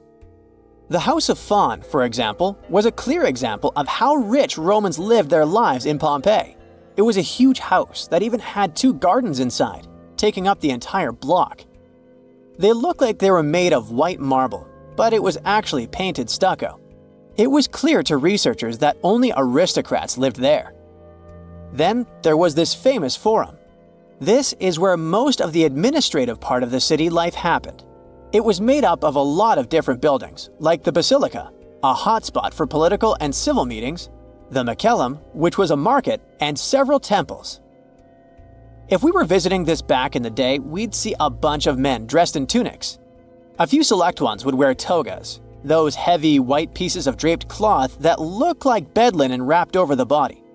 Togas were mainly used on special occasions since they were costly, hard to wash, and considered a traditional costume. Representatives running for office would use it during their campaign run so that commoners would identify them as candidates. One can't forget about the Villa of the Mysteries. Cool name, huh? It was called that way because of some mysterious frescoes found inside of it. Modern-day archaeologists still haven't figured out what the scenes painted are trying to depict. Probably some type of ritual or ceremony. By the way, a villa is simply a large suburban Roman-style house. It's not necessarily a super posh place where the rich and beautiful live. It's usually located on the outskirts of town, near the city's walls. The Villa of the Mysteries one in particular was found astoundingly well preserved in modern archaeological excavations. It even had a manufacturing area inside of it, like its own little industry. It was common for richer Romans to own big farmlands, like olive gardens, for example. So they would also build a processing station inside their villas to extract the oil and package the whole thing. The amphitheater was where some of the richer men paid to put on gladiator fights for the rest of the town. It was built around 70 BCE, and it was one of the oldest amphitheaters of the world. It was even older than the Colosseum in Rome. This huge building could fit around 20,000 spectators at once. The seating was arranged by social class, so you could easily spot who was a member of the nobility. And in case you're wondering why it was shaped like a weird egg, it's because that was the shape that allowed for an unobstructed view wherever you were in the crowd. As every other Roman city, Pompeii also had some famous baths. Since not every house had access to plumbing back in the day, most people didn't shower in their homes. That's why so many Romans would use public baths, usually at the end of the day, to clean themselves. But make no mistake, this wasn't just a place for bathing, it was a cultural hotspot. The baths were made up of many different rooms. The first one was like a locker room, where people would keep their clothes and personal belongings. This is where the upper and lower classes mingled together. Someone's class could easily be identified by their clothes and jewelry. The amount of gold and silver worn back in those days is nothing compared to what most people wear today. Usually, the rich folks would leave someone to take care of their belongings while they went and took their bath. Because yes, it could happen that stuff went missing while chilling and relaxing. The big focus on self-care nowadays was already a thing for ancient Romans. It was common that before taking a bath, olive oil was rubbed all over the skin. They would scrape off the dirty skin with a strigil. That may sound weird, but also extremely pleasing. The baths had rooms for massages. Some of them had reading rooms, and even courtyards for some healthy exercise. Oh, there was even a natatio, or swimming pool if you're not fluent in Latin. After all, it was the Romans that said, a healthy body is a healthy mind. The bakeries. Bread was one of the main components of Pompeian diet, so much so that there were around 30 bakeries in the city. Bread was freshly made from scratch every day. In a special area of the shop, the corn or wheat was ground, and mules would circle around to keep the mills going. The funny thing about Pompeians is that they like to cover the exterior walls of buildings with paintings, much like graffiti nowadays. Their paintings, usually frescoes, used to depict what daily life was like in the city. Ancient Romans were very outdoorsy people, so coloring their walls seemed like a good option for them. A lot of houses had frescoes inside of them too, to make up for the lack of windows. The paintings gave the house owners the illusion of more space if the painting was of, let's say, a garden, for example. Canada is known for its snowy mountains, untouched forests, pristine lakes, friendly, helpful people, eh? And that delicious maple syrup. Now they get to add something else to the list: the world's oldest water. Back in 2016, researchers drilled down 1.9 miles and found an ancient pool of water at Kidmine, Ontario. The water was believed to be at least 2 billion years old. Not fresh water. The water was found bubbling up in caverns deep underground, inside the 3 million square miles of the Canadian Shield, one of the world's largest geological continental shields. The area endures very little plate tectonic activity, possibly explaining how the water remained untouched for so long. Scientists and researchers analyzed the water and found dissolved gases of helium, argon, xenon, and neon, untouched by any outside source. There were even traces of microbes dating back billions of years. This was a stunning find for science that allowed us to gaze back in time at a lost world. If life supporting water can be found miles below the Earth, it could be possible to find the same thing on other planets like Mars, Saturn, and Jupiter's moons as well. Point Nemo is the furthest point from land on Earth, officially called the Oceanic Point of Inaccessibility, kind of like my parking space. It's so far from land that the closest humans to it are usually astronauts. The International Space Station orbits the Earth from around 250 miles away, while the closest populated spot to Point Nemo on Earth is more than 1,670 miles in all directions. Since its real title is a bit long, it was nicknamed Point Nemo after Captain Nemo from Jules Verne's 20,000 Leagues Under the Sea. Nemo means no one in Latin, which suits this area perfectly because there's no people around. The Crooked Forest is found in Gryfino, Poland. It's a grove of 400 unusually curved pine trees that were planted around the 1930s. They bend northwards at a sharp 90-degree angle from the tree's base, but then remarkably turn back to grow straight up into the sky. Some of the curves reach out 3 to 9 feet sideways, but the trees are healthy and many grow to nearly 50 feet tall. These crooked pines are surrounded by a larger forest of straight-growing pines. There's no explanation as to why they're bent the way they are. The theories for this strange development range from weather conditions to human intervention, but no one knows for sure.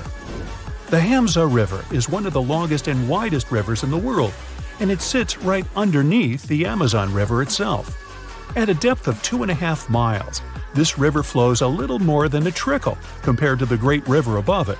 The push of the Amazon River's water into the Atlantic is around 35 million gallons per second, while the Hamza only manages 1 million gallons per second. Either way, there's no choice but to go with the flow. Around the same length as the Amazon itself, 3,700 miles, it's the width that stunned the science world. It's 125 to 250 miles wide, compared to the Amazon's width of about 1/2 mile to 60 miles wide. The Cave of Crystals was discovered in 2000 when miners drained water from a zinc mine in Chihuahua, Mexico. The state, not the dog. What scientists found was an enchanting cave filled with colossal gypsum crystals that were larger than 33 feet and over 3 feet wide. They were so pure that scientists were unable to work out how old they were, but researchers believe they discovered a 50,000-year-old sample of bacteria inside one of the crystals. Also known as the River of Five Colors, Caño Cristalis is one of the most amazing natural wonders in all of Colombia. The area is filled with waterfalls, pools, and caverns, but the river itself is the true wonder. Every year, between June and November, the river hypnotizes spectators with amazing yellows, greens, blues, blacks, and red shades to create a liquid rainbow. A red plant that grows in the riverbed is the main cause of this unique phenomenon. Other colors come from the black rocks, green algae, clear water, and yellow sand, producing a pearly effect. The colors change every year because of the plant's growth from rainfall, temperature, and sunlight. During the rest of the year, the riverbed appears in a dull green hue. Scientists in Hawaii discovered that red algae were making sounds in the waters around coral reefs. The noise was believed to come from the loud snapping shrimp, until researchers put the sound and presence of algae together and started monitoring the bubbles. As the algae use photosynthesis for food, they produce tiny bubbles that collect on their surfaces. When the bubbles separate off the plant, they make a ping or popping sound. Reefs can be smothered and suffocate if they're covered by too many algae. Discovering that photosynthesis makes a sound could be useful for the reef's preservation. The algae could provide early warnings for scientists, so they can stop these vulnerable areas from being overrun. After heavy rains and seismic activity hit Kenya's Great Rift Valley in March 2018, a vast chasm expanded across the land. The rift measured quite a few miles long and was over 50 feet wide in some parts. Essentially, it was tearing Africa in two. Africa sits on two tectonic plates, the Nubian and the Somali plate. Deep below Earth's surface, driven by the active mantle, the plates are being pulled apart. This creates the huge, extraordinary rifts we see on the surface. It will take millions of years for the large continent to actually separate into two pieces. I won't be around then. But when it does, it'll also create a new ocean basin. The Eucalyptus diglypta thrive in the tropical forests of Indonesia, Papua New Guinea, and the Philippines, and they're like something straight out of a video game or fantasy movie. Growing up to an enormous height of 250 feet in its native environment, this one-of-a-kind tree has bark that displays green, bright blue, orange, purple, and red streaks as it ages, kinda like me. As strips of bark fall away, the tree's colors change, and the bright green inner bark is revealed. Off of the beautiful island of Mauritius in the Indian Ocean, there's a spectacular view that has to be seen to believe.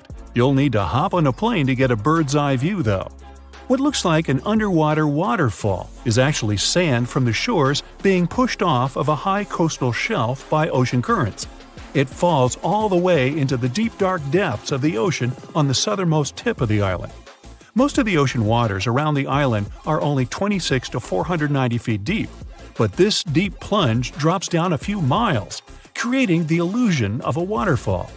This oceanic shelf didn't exist a few million years ago, but seafloor spreading has created this quite recently.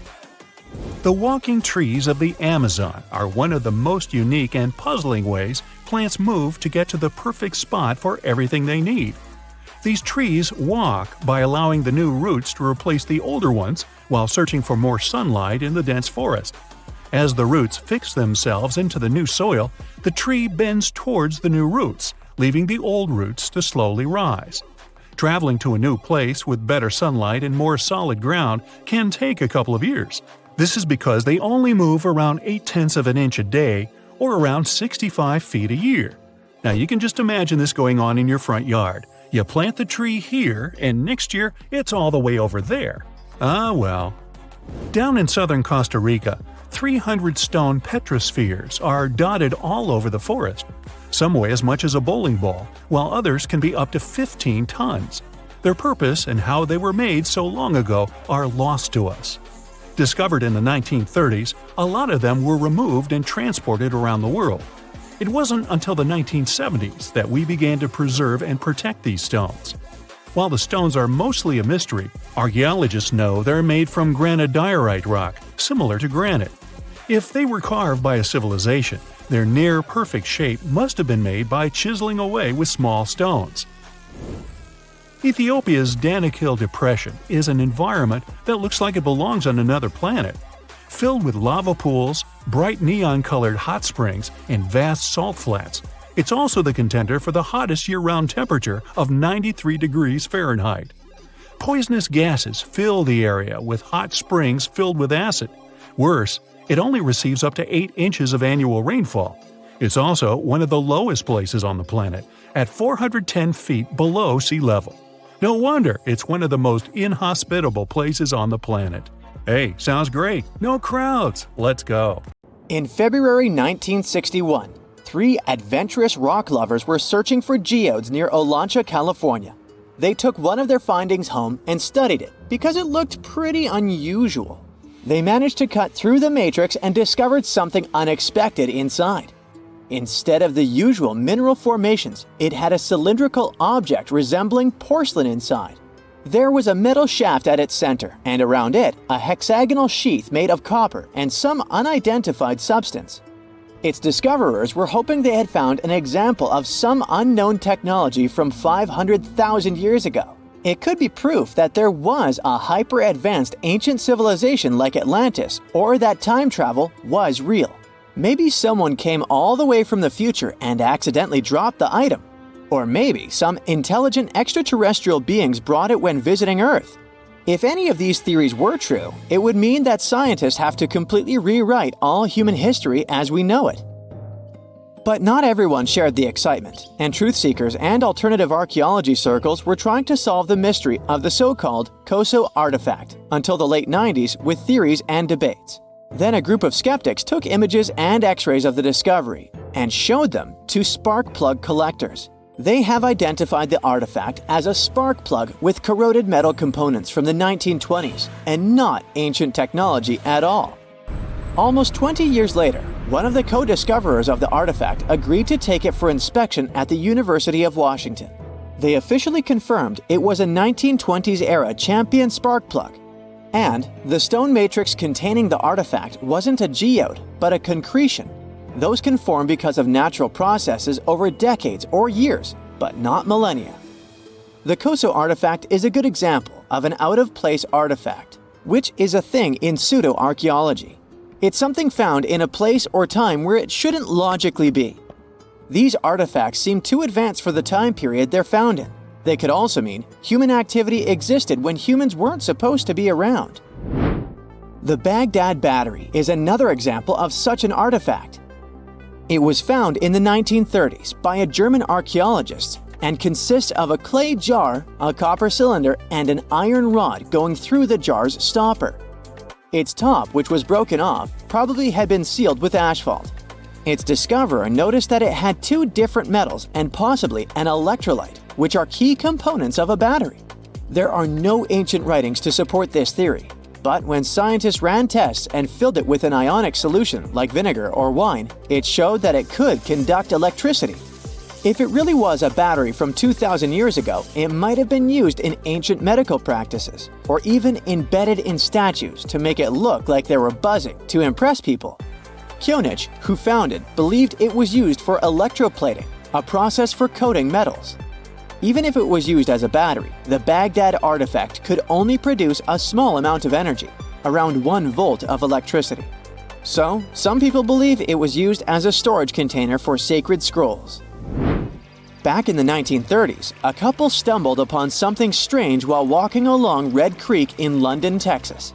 It was a piece of wood sticking out of what looked like an ancient rock formation.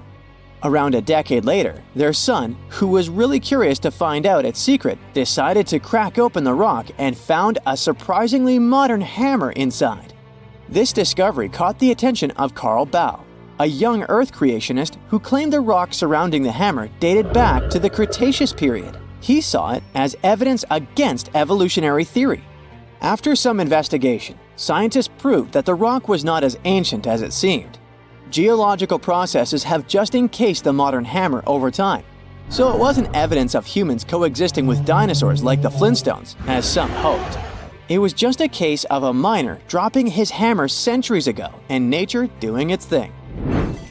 A Chinese archaeologist supposedly stumbled upon some caves that seemed to serve as a burial ground for small beings with big, oval heads. Alongside these remains, there was rock art depicting figures with round helmets, the sun, the moon, the earth, and stars connected by groups of pea-sized dots. They also found over 700 mysterious stone discs etched with spiral grooves. Things got even weirder when these discs were sent to a Chinese professor who claimed the grooves were actually written characters. According to his translation, the discs told the tale of Dropa visitors from another planet who had crashed their spaceship on Earth about 12,000 years ago and had tried to live among us until they were hunted down by locals. But there's no concrete evidence that any of this actually happened. The story was first published back in the 1960s in a couple of articles, but it all seemed a bit fishy. None of the people involved, the archaeologist, the professor, or even the university they supposedly worked at, seemed to have left any trace in the records. And while there is a group in Tibet called the Dropka, they're fully human, not extraterrestrial visitors, and there's no solid proof that the Dropa stones exist at all. In a remote part of China, there are some bizarre pipe-like formations known as the Beigan pipes. A local explorer found them back in 1996, protruding from Mount Beigan and along the shores of Tosan Lake nearby. Some people thought they were the work of ancient guests from other planets. When samples of the pipe material were tested, they contained mostly common minerals, but there was a mysterious 8% of unknown stuff. Special testing revealed that these pipes had been there before humans. Chinese geologists later visited the site and suggested that these pipes were formed naturally over time. It could be sediment piling up in the fissures in the earth, or even fossilized tree roots from the area's lush past, but it's not certain. There's a mysterious terracotta head in Mexico with a hard-to-pronounce name, discovered back in the 1930s during a burial excavation. This head looked a lot like fancy Roman statues, so it wasn't clear what it was doing in Mexico. For some reason, the discoverer kept it secret for several decades. The head was found in a pyramid with 3 floors about 40 miles from Mexico City, alongside gold, copper, and pottery. Some argue that if this head really is many centuries old, it could mean the Romans or some other civilization had made it to Mesoamerica before Columbus did. There are also drift voyage theories mentioning a shipwreck after which some artifacts and survivors made it ashore. Some suggest that this figurine head was a little souvenir brought over by the Vikings. But there's no solid archaeological proof of the Vikings meeting the folks in Mesoamerica. There are some artifacts floating around, but none of them have been stamped as undeniable evidence of pre-Columbian contact, so the mystery of how this head ended up where it did remains unsolved. While digging a trench along a river in Romania, workers found a wedge, which is now famous as the aluminum wedge of Ajud, or the object of Ajud. Right next to it, there were some mastodon bones. Those distant relatives of elephants lived 11,000 years ago, so the wedge is probably of the same age. The cool part is that it's made of aluminum, a metal not even discovered until the 1800s. This material requires serious heat to produce. The wedge is also covered in a thick layer of oxide that's been sitting there for hundreds of years. Some folks believe this wedge must have crash-landed here on a spacecraft from some other planet. Some scientists think it's all a hoax, and others suppose it might be a human-made object with an unknown purpose. Remember the Neanderthals? Our superstar humanoid cousins of the Pleistocene era in all their wide-nosed and slope-foreheaded glory? They roamed through Europe and Asia for over 350,000 years before they vanished. This was around the same time our ancestors, the Homo sapiens, decided to take a vacation from Africa and explore the world. We may never know what truly happened to the Neanderthals and why they didn't make it to the present times, but thanks to some hefty archaeological digging and impressive fossil finds, we now know a bit more about them. One theory for their disappearance is that the climate wasn't suitable for them anymore. Supporters of this idea think Mother Nature turned on the Neanderthals and sent them packing. Unfortunately, if we look at Neanderthal archaeological sites in Italy, for example, there are no signs of weather catastrophes that could have wiped out this entire species. Others believe there was a bit of resource competition between Neanderthals and humans. That's why specialists also dug around several other archaeological sites where Neanderthals and sapiens might have rubbed elbows for about 3,000 years. In this case, it does seem that the Neanderthals were a bit behind with their tools. Their technology was like flip phones in the age of VR. But who knows if these two species ever crossed paths in that particular region? The evidence is still fuzzy. How they went extinct isn't the only information we're curious about when it comes to Neanderthals. Other scientists, for instance, are trying to decode some of the Neanderthal molecular barcodes to identify their specific traits, some of which you might share, believe it or not. Sure, Neanderthals as a whole species did, in fact, go extinct. But that's not to say remnants of their DNA can't be found in humans. Now, you know how things go when folks live near each other. Some genetic mixing was bound to happen. The evidence? A dash of Neanderthal DNA which was found in modern folks. Now, this is where the plot thickens. Scientists thought that since Neanderthals never lived in Africa, their DNA wouldn't be found in modern African populations. Well, it turns out that African people have about 0.5% Neanderthal DNA too. This doesn't mean our Neanderthal relatives simply teleported through African territories without leaving any trace behind. What this discovery actually implies is that early humans might have visited Europe, mixed their genetic material with that of Neanderthals, after which they returned to Africa. That's a lot of migration. How did we stumble upon that Neanderthal DNA these days, you might wonder? Well, scientists gathered thousands of people from all around the world. Participants came from places like East Asia, Europe, South Asia, America, and Africa. Percentages may vary, sure, but around 20% of the good old Neanderthal DNA is still found in US modern folks. Sure, the average Joe only carries about 2% of that caveman swagger. If you're from certain places or families that have a smidge more Neanderthal in their gene soup, you're looking at 3% tops. Is there anything in particular that we share with our long-gone humanoid cousins? As it turns out, our Neanderthal ancestors gifted us more than just their company for some thousands of years. They also passed down the incredible legacy of their noses. Well, you see, the Neanderthals were outfitted with some seriously high-rising sniffers. These weren't just cosmetic, they were also quite the asset in chilly climates. The icicle-dripping, teeth-chattering kind of cold where your breath could freeze before it leaves your lips. During those days, the Neanderthal noses worked as personal heaters, warming and humidifying the cold, dry air they inhaled. For that kind of extreme weather, these impressive nasal skyscrapers turned out to be quite handy. When our Homo sapiens ancestors decided to leave the sunny savannas of Africa for a spot of frostbite up in Eurasia, they bumped into the Neanderthals. This encounter resulted in not just an exchange of pleasantries, but also an exchange of genes that coded for larger noses. This newfound genetic nugget was discovered by scientists who dug deep into the DNA of over 6,000 volunteers. To complete the study, these scientists meticulously compared this genetic data to snapshots of the volunteers' faces. They measured the distances between various points on each face, such as the height of the volunteers' nose bridges.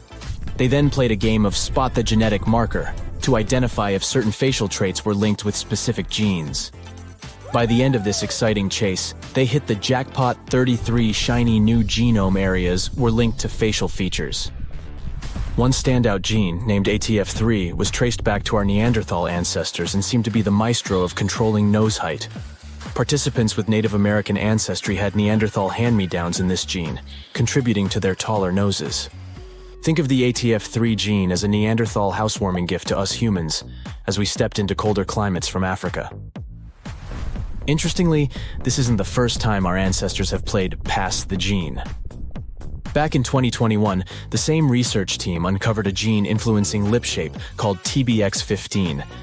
This gene was a little love note from the Denisovans, another set of our ancient relatives, who lived in Asia and went extinct around 30,000 years ago. Another part of the scientific community believes our Neanderthal buddies had this weird genetic feature when it came to their brains. Is that why they didn't make it? Through this theory, it was suggested that US humans might owe our brainy edge to a quirky gene mutation. This mutation gave our neocortex, that's the smarty pants part of the brain, a little population boom in the neuron department. This amazing gene of ours isn't all that different from the Neanderthal version. It's just one amino acid off, just like ordering a coffee with one sugar instead of none. This tiny tweak is found in virtually all modern humans. Meanwhile, our extinct relatives, the Neanderthals, Denisovans, and other primate pals, all missed the mutation memo, at least according to the study. Now, let's not get ahead of ourselves.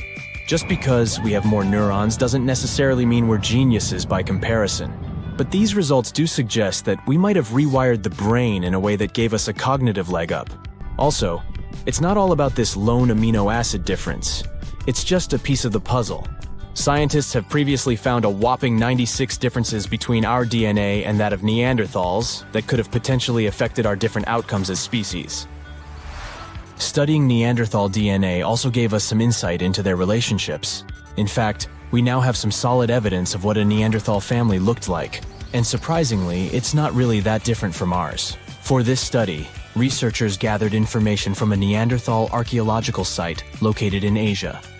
They discovered that one particular family included a doting Neanderthal dad, his teen daughter, and a sprightly young lad who was possibly their nephew or cousin. Part of the group was also an older female relative, maybe an aunt or granny. Now, our young damsel would eventually pack her bags, wave a teary goodbye, and leave her papa's home when she found Mr. Right. Had she been a boy like her young cousin, she would have been a happy homebody. But worry not, she wasn't stepping into a world of strangers. Her new community likely had some familiar, friendly faces. But how were scientists able to predict the ending of this story? By browsing through their gene pool, researchers were able to figure out that the Neanderthal social structure was patrilical. What this means is that most female Neanderthals left their homes when choosing a partner and started a new life with another family. The same research shows that our cave-dwelling clans likely weren't living in isolation either. Families living close by were probably visiting the same rock sampling areas to make their stone tools, the equivalent of a neighborhood hardware store. And when they weren't tooling around, they were busy hunting delicious meals like ibex, horses, bison, and other wandering critters. Scientists, however, were careful to add that this ancient family portrait might not represent the full spectrum of Neanderthal social life. They've kindly asked future archaeologists to get more Neanderthal DNAs on the Ancestry websites. That's it for today. So hey, if you pacified your curiosity, then give the video a like and share it with your friends. Or if you want more, just click on these videos and stay on the bright side.